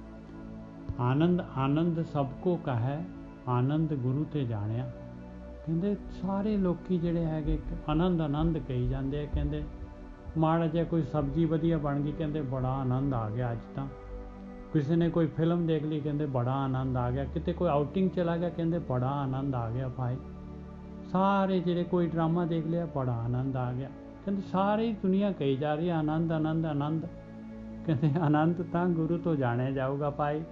ਗੁਰੂ ਦੱਸੂਗਾ ਵੀ ਆਨੰਦ ਕਹਿੰਦੇ ਕਿਹਨੂੰ ਹੈਗੇ ਆ। ਆਨੰਦ ਸਭ ਕੋ ਕਹੈ, ਆਨੰਦ ਗੁਰੂ ਤੇ ਜਾਣਿਆ। ਆਨੰਦ ਸਦਾ ਗੁਰ ਤੇ ਕਿਰਪਾ ਕਰੇ ਪਿਆਰਿਆ। ਕਹਿੰਦੇ ਜਿਹਦੇ ਉੱਤੇ ਉਹ ਮਾਲਕ ਪਰਮਾਤਮਾ ਕਿਰਪਾ ਕਰਦਾ ਹੈ ਭਾਈ, ਉਹ ਪਿਆਰੇ ਦੇ ਉੱਤੇ ਜਿਹਦੇ ਤੇ ਕਿਰਪਾ ਕਰਦਾ, ਕਹਿੰਦੇ ਉਹ ਜਾਣਦਾ ਹੈ ਆਨੰਦ। ਉਹ ਤਾਂ ਹਮੇਸ਼ਾ ਵਾਸਤੇ ਜਿਹੜਾ ਹੈਗਾ ਖੇੜੇ ਦੇ ਵਿੱਚ ਰਹਿ ਜਾਂਦਾ ਹੈ। ਜਾਣਿਆ ਆਨੰਦ ਸਦਾ ਗੁਰ ਤੇ। ਉਹ ਤਾਂ ਆਨੰਦ ਜਾਂਦਾ ਹੀ ਨਹੀਂ। ਤੁਹਾਡਾ ਆਨੰਦ ਹੁਣੇ ਆਇਆ ਤੇ 2 ਮਿੰਟ ਬਾਅਦ ਲੜਾਈ ਝਗੜਾ ਹੋ ਗਿਆ, ਫਿਰ ਕ੍ਰੋਧ ਆ ਗਿਆ ਉਸੇ ਵੇਲੇ। ਇਹ ਕਾਹਦਾ ਆਨੰਦ ਹੋ ਗਿਆ? ਜਾਣਿਆ ਆਨੰਦ ਸਦਾ ਗੁਰ ਤੇ। ਉਹ ਆਨੰਦ ਤਾਂ ਹਮੇਸ਼ਾ ਰਹੂਗਾ। ਜਿਹੜਾ ਆਨੰਦ, ਜਿਹਨੂੰ ਆਨੰਦ ਕਹਿੰਦੇ ਆ, ਜਿਹੜੇ ਆਨੰਦ ਨੂੰ ਗੁਰੂ ਦੱਸਦਾ ਹੈ ਵੀ ਆਹ ਆਨੰਦ ਆ ਭਾਈ। ਜਾਣਿਆ ਆਨੰਦ ਸਦਾ ਗੁਰ ਤੇ ਕਿਰਪਾ ਕਰੇ ਪਿਆਰਿਆ। ਕਰ ਕਿਰਪਾ ਕਿਲਵਿਕ ਕਟੇ, ਗਿਆਨ ਅੰਜਨ ਸਾਰਿਆ। ਕਹਿੰਦੇ ਜਿਨ੍ਹਾਂ ਦੇ ਅੰਦਰ ਜਿਸ ਤੇ ਕਿਰਪਾ ਕਰ ਦਿੰਦਾ ਹੈ ਮਾਲਕ ਪਰਮਾਤਮਾ, ਗੁਰੂ ਦਾ ਗਿਆਨ ਉਹਦੇ ਅੱਖਾਂ 'ਚ ਪੈ ਜਾਂਦਾ ਹੈ। ਗਿਆਨ ਦਾ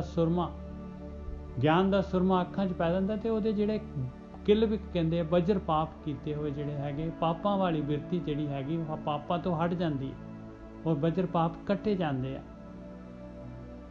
ਅੰਦਰੋਂ ਜਿਨਕਾ ਪਾਪ ਕਿਉਂ ਕਰਦਾ ਇਨਸਾਨ? ਪਾਪ ਕਰਦਾ ਕਿਉਂਕਿ ਆਪਾਂ ਜਿਹੜੇ ਹੈਗੇ ਆ, ਆਪਾਂ ਇਹ ਆਪਣਾ ਸਰੀਰ ਜਿਹੜਾ ਹੈਗਾ ਇਹ 5 ਤੱਤਾਂ ਦਾ ਆ, ਔਰ ਦੁਨੀਆ ਇਹ ਜਿਹੜੀ ਪ੍ਰਕਿਰਤੀ ਹੈਗੀ ਇਹ 5 ਤੱਤਾਂ ਦੀ ਬਣੀ ਹੋਈ ਹੈ। ਇਹ ਪ੍ਰਕਿਰਤੀ ਦੇ ਨਾਲ ਇਹ ਸਰੀਰ ਦਾ ਮੋਹ ਹੈਗਾ ਆ, ਕਿਉਂਕਿ ਇਹ ਕਰਮ ਇੰਦਰੀਆਂ ਦੇ ਦੁਆਰਾ ਜਿਹੜਾ ਹੈਗਾ ਪ੍ਰਕਿਰਤੀ ਨੂੰ ਜਿਹੜੇ ਹੈਗੇ ਰਸਾਂ ਕਸਾਂ ਨੂੰ ਇਨਸਾਨ ਭੋਗਦਾ ਹੈ। ਕਹਿੰਦੇ ਇਹ ਮੋਹ ਜਿਨ੍ਹਾਂ ਦਾ ਟੁੱਟ ਜਾਂਦਾ ਆ, ਇਹ ਗ੍ਰੈਵੀਟੇਸ਼ਨਲ ਫੋਰਸ ਜਿਹੜਾ ਹੈਗਾ, ਜਿਸ ਤਰ੍ਹਾਂ ਧਰਤੀ ਖਿੱਚਦੀ ਹੈ ਕਿਸੇ ਚੀਜ਼ ਨੂੰ, ਉਸੇ ਤਰੀਕੇ ਦੇ ਨਾਲ ਪ੍ਰਕਿਰਤੀ ਜਿਹੜੀ ਹੈ ਆਪਾਂ ਨੂੰ ਖਿੱਚਦੀ ਹੈ। ਇਹ ਮੋਹ ਦੇ ਨਾਲ, ਅਟੈਚਮੈਂਟ ਦੇ ਨਾਲ, ਪਦਾਰਥਾਂ ਦੇ ਨਾਲ, ਆਕਾਰ ਦੇ ਨਾਲ, ਜਿਨ੍ਹਾਂ ਦਾ ਇਹ ਮੋਹ ਟੁੱਟ ਜਾਂਦਾ ਹੈ, ਇਹ ਤ੍ਰਿਸ਼ਨਾ ਖਤਮ ਹੋ ਜਾਂਦੀ ਹੈ ਜਿਨ੍ਹਾਂ ਦੀ। ਤਿਨਕਾ ਸ਼ਬਦ ਸੱਚੇ ਸਵਾਰਿਆ। ਉਹਨਾਂ ਦਾ ਸ਼ਬਦ ਜਿਹੜਾ ਹੈਗਾ ਮਾਲਕ ਪਰਮਾਤਮਾ ਨੇ ਸਵਾਰ ਦਿੱਤਾ। ਉਹਨਾਂ ਨੂੰ ਫਰੂਟ ਲੱਗ ਗਿਆ ਭਾਈ। ਜਿਹੜੇ ਲੱਗੇ ਰਹੇ ਇਸ ਕਾਰਵਾਈ ਦੇ ਵਿੱਚ, ਜਿਹੜੇ ਹੈਗੇ ਮਾਲਕ ਪਰਮਾਤਮਾ ਦੇ ਆਸਰੇ, ਉਹਦੇ ਭੈ ਔਰ ਪਿਆਰ ਦੇ ਨਾਲ ਜਿਹੜਾ ਹੈਗਾ ਇਹ ਧਿਆਨ ਸਿਮਰਨ, ਇਹ ਯਾਤਰਾ ਕਰਦੇ ਰਹੇ, ਉਹਨਾਂ ਦਾ ਸ਼ਬਦ ਜਿਹੜਾ ਹੈਗਾ ਸਵਾਰਿਆ ਜਾਣਾ ਹੈ ਭਾਈ। ਉਹਨਾਂ ਦੇ ਅੰਦਰ ਆਉਣਾ ਹੈ ਆਨੰਦ। ਅੰਦਰੋਂ ਜਿਨਕਾ ਮੋਹ ਟੁੱਟਾ, ਤਿਨਕਾ ਸ਼ਬਦ ਸੱਚੇ ਸਵਾਰਿਆ। ਆਇਆ ਨਿਸ਼ਾਨੀ ਪਾਈ ਆਨੰਦ ਦੀ, ਜਿਹੜਾ ਹੈਗਾ ਪਾਸਟ ਔਰ ਫਿਊਚਰ, ਜਿਹੜਾ ਗੋਰਖੀ ਸਾਹਿਬ ਨੇ ਸਟਾਰਟ ਦੇ ਵਿੱਚ ਦੱਸਿਆ ਆਪਾਂ ਨੂੰ, ਉਹ ਮੋਹ ਟੁੱਟ ਗਿਆ। ਉਹ ਪ੍ਰੈਜ਼ੈਂਟ ਦੇ ਵਿੱਚ ਹੈਗੇ ਵੀ ਹੁਣ ਕੀ ਕਰਨਾ ਆ। ਅੰਦਰੋਂ ਜਿਨਕਾ ਮੋਹ ਟੁੱਟਾ, ਤਿਨਕਾ ਸ਼ਬਦ ਸੱਚਾ ਸਵਾਰਿਆ। ਮਾਲਕ ਪਰਮਾਤਮਾ ਨੇ ਮਿਹਰ ਕਰ ਦਿੱਤੀ। ਕਹੈ ਨਾਨਕ ਇਹੋ ਆਨੰਦ ਹੈ, ਆਨੰਦ ਗੁਰ ਤੇ ਜਾਣਿਆ। ਕਹਿੰਦੇ ਆਇਆ ਆਨੰਦ ਭਾਈ। ਤੀਸਰੀ ਪਾਤਸ਼ਾਹੀ ਕਹਿ ਰਹੀ ਹੈ ਨਾਨਕ ਦੇ ਕੱਕੇ ਨੂੰ ਔਂਕੜ ਲਗਾ ਕੇ ਕਿ ਹੇ ਮੇਰੇ ਮਨਾ, ਆਹ ਆਨੰਦ ਹੈਗਾ, ਹੇ ਨਾਨਕਾ ਆਹ ਆਨੰਦ ਹੈਗਾ। ਔਰ ਇਹ ਆਨੰਦ ਗੁਰੂ ਤੋਂ ਪਤਾ ਲੱਗਦਾ ਹੈ ਭਾਈ, ਗੁਰੂ ਤੋਂ ਮਿਲਦਾ ਹੈ। ਗੁਰੂ ਦੱਸਦਾ ਹੈ ਭਾਈ ਆਹ ਆ ਤੇਰੀ ਮੰਜ਼ਿਲ, ਇੱਥੇ ਤੱਕ ਜਾਣਾ ਆ ਤੂੰ। ਹਾਂਜੀ ਵੀਰ ਜੀ। ਹਾਂਜੀ ਬਿਲਕੁਲ ਠੀਕ ਹੈ ਜੀ। ਹੁਣ ਬਾਣੀ ਜੋ ਸਾਨੂੰ ਸਮਝਾ ਰਹੀ ਹੈ ਆਨੰਦ ਦੀ ਗੱਲ ਕਰ ਰਹੀ ਹੈ। ਆਨੰਦ ਸਾਡਾ ਨਿੱਜ ਸਰੂਪ ਆ। ਅਸੀਂ ਆਪਣੇ ਸਰੂਪ ਦਾ ਤਿਆਗ ਕਰਤਾ, ਬਿਲਕੁਲ ਇੰਦਰੀਆਂ ਦੇ ਵਿੱਚ ਭਟਕ ਗਏ। ਤੇ ਬਾਣੀ ਕੀ ਕਰ ਰਹੀ ਆ, ਸਾਨੂੰ ਕਹਿੰਦੀ ਕਿ ਕਿਸੇ ਤਰੀਕੇ ਨਾਲ ਜਿਹੜਾ ਤੂੰ ਮਾਇਆ ਜਾਲ ਚ ਫਸਿਆ ਫਿਰਦਾ ਨਾ, ਜਿੱਦਾਂ ਮੱਕੜੀ ਦੇ ਜਾਲ ਚੋਂ ਫਸਿਆ, ਤੂੰ ਬਾਹਰ ਨਿਕਲ। ਉਹੀ ਹੈ ਬਾਣੀ ਸਾਨੂੰ ਇਹ ਸਮਝਾ ਰਹੀ ਹੈ ਕਿ ਕਿਸੇ ਤਰੀਕੇ ਨਾਲ ਹੱਥ ਪੱਲੇ ਮਾਰੇਗਾ ਨਾ ਤੇ ਤੈਨੂੰ ਕੋਈ ਰੱਸੀ ਫੜਾ ਵੀ ਦਊਗਾ ਤੇ ਜੇ ਤੂੰ ਉੱਥੇ ਸੁੱਤਾ ਪਿਆ ਵਾ ਬੜੇ ਨਜ਼ਾਰੇ ਨਾਲ ਘੁੰਮਣ ਨੈਟ ਦੇ ਵਿੱਚ, ਤੇ ਫਿਰ ਤੈਨੂੰ ਕਿੰਨੇ ਕੱਢਣਾ ਨੇਚਰ ਸਾਹਿਬ? ਬਿਲਕੁਲ। ਮੱਕੜੀ ਦੇ ਜਾਲ ਚ ਫਸਿਆ ਹੋਵੇ ਬੰਦਾ, ਉਹ ਕਵੇ ਇਹਦੇ ਨਾਲ ਦਾ ਨਜ਼ਾਰਾ ਕੋਈ ਨਾ, ਉਹਨੂੰ ਕਿਹੜਾ ਕੱਢੂ ਉੱਥੋਂ? ਉਹਦਾ ਮਤਲਬ ਇਹ ਆ ਕਿ ਜੇ ਤੇਰੇ ਜੀਵਨ ਚ ਤੂੰ ਸੋਚਦਾ ਹੈ ਕਿ ਤੂੰ ਖੁਸ਼ ਹੈ, ਸੰਤੁਸ਼ਟ ਹੈਗਾ, ਤਾਂ ਫਿਰ ਤੇ ਬੜਾ ਔਖਾ ਮਾਰਗ ਹੈ। ਜੇ ਤੈਨੂੰ ਪਤਾ ਲੱਗਦਾ ਕਿ ਜੀਵਨ ਦੇ ਵਿੱਚ ਦੁੱਖ ਹੈਗੇ, ਹੈ ਵੀ ਦੁੱਖ ਹੀ ਆ, ਜੀਵਨ ਚ ਦੁੱਖ ਹੀ ਆ। ਬੰਦਾ ਜੰਮ ਪਿਆ ਤੇ ਦੁੱਖ ਸ਼ੁਰੂ ਹੋ ਗਏ। ਜਦ ਤੱਕ ਬੰਦਾ ਧਰਤੀ ਤੋਂ ਚਲਾ ਨਹੀਂ ਜਾਂਦਾ, ਇਹ ਦੁੱਖਾਂ ਦਾ ਸਿਲਸਿਲਾ ਖਤਮ ਨਹੀਂ ਹੁੰਦਾ। ਜਿਹਨੂੰ ਪਿਆਰ ਕਰੋਗੇ ਉਹਨੇ ਤੁਹਾਡੇ ਤੋਂ ਦੂਰ ਹੋਣਾ। ਇਹ ਕੁਦਰਤੀ ਨਿਯਮ ਹੈ। ਔਰ ਤੁਸੀਂ ਵੇਖੋ ਕਈ ਬੰਦੇ ਤੁਹਾਡੇ ਰਿਸ਼ਤੇ ਜ਼ਿੰਦਗੀ ਚ ਆਉਣਗੇ, ਕਈ ਜਾਣਗੇ। ਇਹ ਜੀਵਨ ਏਦਾਂ ਹੀ ਚੱਲਣਾ, ਕੋਈ ਚੰਗਾ ਹੋ ਗਿਆ, ਕੁਝ ਮਾੜਾ ਹੋ ਗਿਆ, ਏਦਾਂ ਹੀ ਆ, ਕੱਚਾ ਪੱਕਾ ਜਿਹਾ ਕੰਮ ਚੱਲਦਾ ਰਹਿੰਦਾ। ਇਹ ਸਿਲਸਿਲਾ ਉਹਨਾਂ ਚਿਰ ਤੱਕ ਖਤਮ ਨਹੀਂ ਹੋਣਾ ਜਿੰਨਾ ਚਿਰ ਤੱਕ ਅਸੀਂ ਆਪਣੇ ਨਿੱਜ ਸਰੂਪ ਚ ਪ੍ਰਵੇਸ਼ ਨਹੀਂ ਕਰ ਜਾਂਦੇ। ਇਹ ਨਿੱਜ ਸਰੂਪ ਦੇ ਵਿੱਚ ਹੀ ਆਨੰਦ ਆ। ਆਨੰਦ ਕਹਿਣ ਤੋਂ ਬਾਅਦ ਸਮਝਾਉਣ ਦਾ ਤਰੀਕਾ, ਉੱਥੇ ਆਨੰਦ ਵੀ ਨਹੀਂ ਹੈਗਾ। ਹੁਣ ਜੇ ਨਦੀ ਸਾਗਰ ਚ ਪ੍ਰਵੇਸ਼ ਕਰ ਜਾਂਦੀ ਹੈ ਤੇ ਉਹ ਕਿੱਦਾਂ ਦਾ ਆਨੰਦ ਹੋ ਗਿਆ? ਉਹਦੇ ਮਿਟ ਗਈ ਨਿੱਜਰ ਸਾਹਿਬ। ਉਹਨੂੰ ਆਨੰਦ ਕਹਿ ਸਕਦੇ ਆਪਾਂ? ਕਿਉਂਕਿ ਆਨੰਦ ਕਰ ਲਈ ਤੇ ਰਹਿਣਾ ਚਾਹੀਦਾ ਨਾ ਪਿਛਲੇ ਪੰਨੇ। ਉਹ ਨਦੀ ਤਾਂ ਉਹਦਾ ਹੀ ਰੂਪ ਹੋ ਗਈ, ਉੱਥੇ ਆਨੰਦ ਕਿੱਥੇ ਹੁਣ? ਆਨੰਦ ਤੇ ਤਾਂ ਹੋਵੇ ਨਾ ਕਿ ਜਾਂ ਤੇ ਮੈਂ ਸੁਣ ਰਿਹਾ ਵਾਂ ਜਾਂ ਮੈਂ ਅਨੁਭਵ ਕਰ ਰਿਹਾ। ਨਹੀਂ ਪਰ ਬਾਣੀ ਚ ਕਹਿੰਦੇ ਕਿ ਬੂੰਦ ਜਿਹੜੀ ਸਾਗਰ ਚ ਗਈ। ਗੋਰਖੀ ਸਾਹਿਬ ਦੇਖੋ, ਗੱਲ ਇਹ ਹੈ ਵੀ ਸਾਗਰ ਜਿਹੜਾ ਹੈਗਾ, ਸਾਗਰ ਤਾਂ ਆਨੰਦ ਦੇ ਵਿੱਚ ਹੈਗਾ ਨਾ, ਸਾਗਰ ਵਰਗਾ ਆਨੰਦ ਆ ਜਾਏਗਾ ਨਾ ਫਿਰ। ਹਾਂ, ਉਹੀ ਕਹਿਣ ਤੋਂ ਭਾਵ ਹੈ ਕਿ ਉਹਦਾ ਹੀ ਰੂਪ ਹੋ ਗਈ ਨਾ ਨਿੱਜਰ ਸਾਹਿਬ। ਹਾਂ, ਜਿਹਦਾ ਆਨੰਦ ਕਰਨਾ ਹੈ ਉਹਦੇ ਆਨੰਦ ਸਰੂਪ ਹੋ ਗਈ ਨਾ। ਆਨੰਦ ਤੇ ਆਪਾਂ ਆਨੰਦ ਦਾ ਭੋਗ ਰਹੇ ਹਾਂ ਨਾ, ਇੱਕ ਆਨੰਦ ਦਾ ਸਰੂਪ ਹੋ ਜਾਣਾ। ਉਹ ਇੱਕ ਅਲੱਗ ਚੀਜ਼ ਹੈ। ਇਸ ਲਈ ਨਿੱਜ ਘਰ ਚ ਚੱਲ ਜਾਣਾ ਮਤਲਬ ਕਿ ਆਨੰਦ ਦਾ ਸਰੂਪ ਹੋ ਜਾਣਾ। ਬਸ ਬਸ ਬਸ। ਹੁਣ ਆਨੰਦ ਤੇ ਇੱਕ ਤੇ ਆਨੰਦ ਭੋਗ ਰਿਹਾ ਸੀ ਨਾ, ਉਹ ਇੱਕ ਸਮਾਂ ਆਉਣਾ ਜਿਹੜਾ ਤੁਸੀਂ ਆਨੰਦ ਭੋਗ ਰਹੇ ਨਾ, ਤੁਸੀਂ ਇੱਕ ਵੀ ਅੱਗੇ ਲੰਘ ਜਾਣਾ ਵਾ।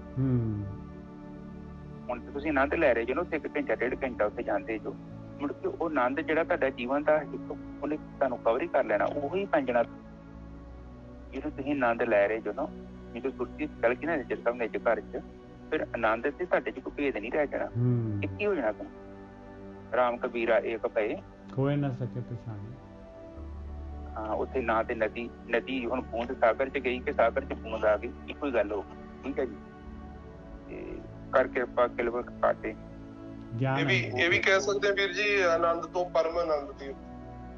ਨਹੀਂ, ਆਨੰਦ ਨਹੀਂ ਹੈਗਾ ਉੱਥੇ, ਪਰਮ ਆਨੰਦ ਤੇ ਹੈ ਹੀ ਨਹੀਂ ਆ, ਕਿਉਂਕਿ ਅਨੁਭਵ ਕਰਨ ਵਾਲਾ ਹੈ ਨਹੀਂ ਨਾ ਹੁਣ ਹੈਗਾ। ਫਿਰ ਉਹ ਗੇਮ ਸਾਰੀ ਖਰਾਬ ਹੋ ਜਾਊ। ਆਨੰਦ ਕਰਨ ਵਾਸਤੇ ਹਮੇਸ਼ਾ ਭਾਜੀ 2 ਬੰਦੇ ਚਾਹੀਦੇ। ਆਨੰਦ ਸਰੂਪ ਜਿਹੜਾ ਹੋ ਜਾਣਾ ਇੱਕ ਅਲੱਗ ਚੀਜ਼।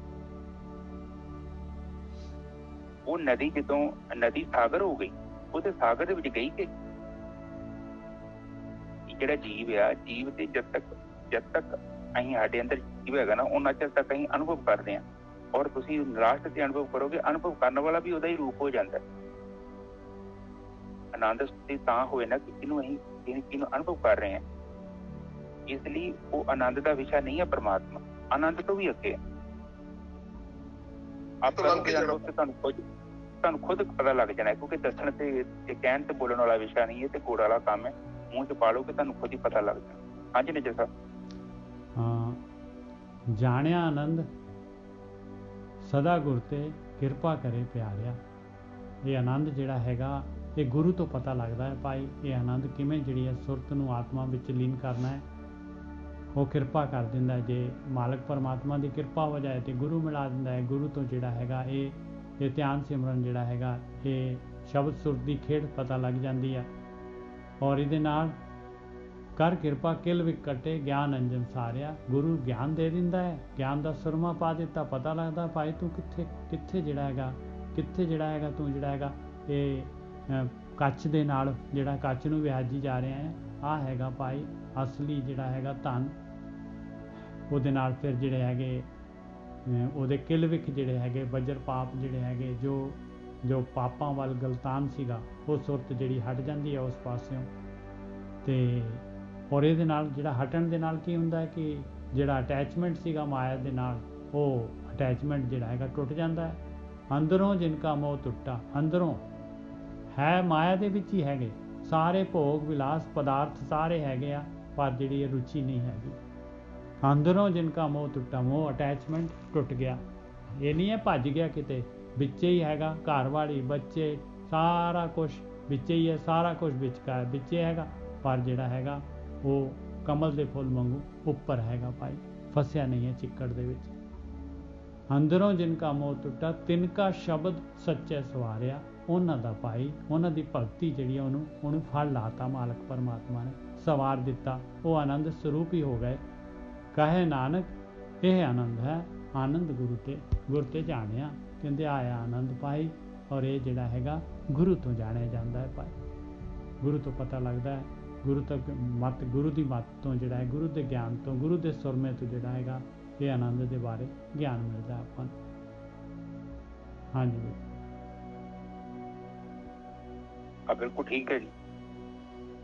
ਜਦੋਂ ਕਿਰਪਾ ਹੋ ਜਾਂਦੀ ਹੈ ਤੇ ਕਿਲਵੇ ਕੱਟੇ ਜਾਂਦੇ ਸਾਰੇ ਪਾਪ। ਸਮਝ ਲਓ ਕਿ ਆਪਾਂ ਕਾਰ ਚਲਾਉਂਦੇ ਹਾਂ ਤੇ ਪਹਿਲਾਂ ਕਾਮ, ਕ੍ਰੋਧ, ਲੋਭ, ਮੋਹ, ਹੰਕਾਰ ਦੇ ਖੱਡਿਆਂ 'ਚ ਮਾਰ ਰਹੀ ਸੀ ਗੱਡੀ, ਤੇ ਹੁਣ ਆਪਾਂ ਕੀ ਕੀਤਾ ਕਿ ਗੱਡੀ ਸਾਈਡ ਤੋਂ ਕੱਢ ਲਈ। ਜਦੋਂ ਆਪਾਂ ਸਾਈਡ ਤੋਂ ਕੱਢਣੀ ਸ਼ੁਰੂ ਕੀਤੀ ਤੇ ਫਿਰ ਕੀ ਹੁੰਦਾ ਕਿ ਫਿਰ ਗਿਆਨ ਅੰਜਨ ਸਾਰਿਆ, ਉਹ ਗਿਆਨ ਦਾ ਅੰਜਨ ਪੈ ਜਾਂਦਾ, ਉਹ ਦਿਖਾਈ ਦੇਣ ਡਿਆ ਪੈਂਦੇ। ਪਹਿਲਾਂ ਤਾਂ ਪਤਾ ਨਹੀਂ ਨਾ, ਇੱਕਦਮ ਥੋੜੀ ਆਪਾਂ ਭੋਗਾਂ ਤੋਂ ਮੁਕਤ ਹੋ ਜਾਣਾ। ਪਹਿਲਾਂ ਆਪਾਂ ਵੇਖਦੇ ਹਾਂ ਯਾਰ ਔਗਣ ਆ ਗਿਆ, ਚਿੱਕੜ ਆ ਗਿਆ, ਔਰ ਮੈਂ ਖੱਡੇ 'ਚ ਚਿੱਕੜ 'ਚ ਨਹੀਂ ਮਾਰਨੀ ਗੱਡੀ, ਜੇ ਮਾਰਾਂਗਾ ਤਾਂ ਮੇਰੀ ਗੱਡੀ ਦਾ ਟਾਇਰ ਗੰਦਾ ਹੋ ਜਾਊਗਾ। ਇਸੇ ਤਰ੍ਹਾਂ ਜੀਵ ਰੂਪੀ ਇੱਕ ਗੱਡੀ ਹੈ, ਤੇ ਜਦੋਂ ਆਪਾਂ ਜਦੋਂ ਅੰਦਰ ਗਿਆਨ ਪੈਦਾ ਹੋ ਜਾਂਦਾ ਹੈ, ਸਾਨੂੰ ਅੰਜਨ ਮਿਲ ਜਾਂਦਾ ਹੈ। ਅੰਦਰੋਂ ਆਪਣਾ ਗਿਆਨ ਚਾਹੀਦਾ, ਬਾਹਰੀ ਗਿਆਨ ਤੇ ਮੰਨਦਾ ਨਹੀਂ ਨਾ ਮਨ। ਪਰ ਵੈਸੇ ਵੀ ਯਗੋ ਹੈ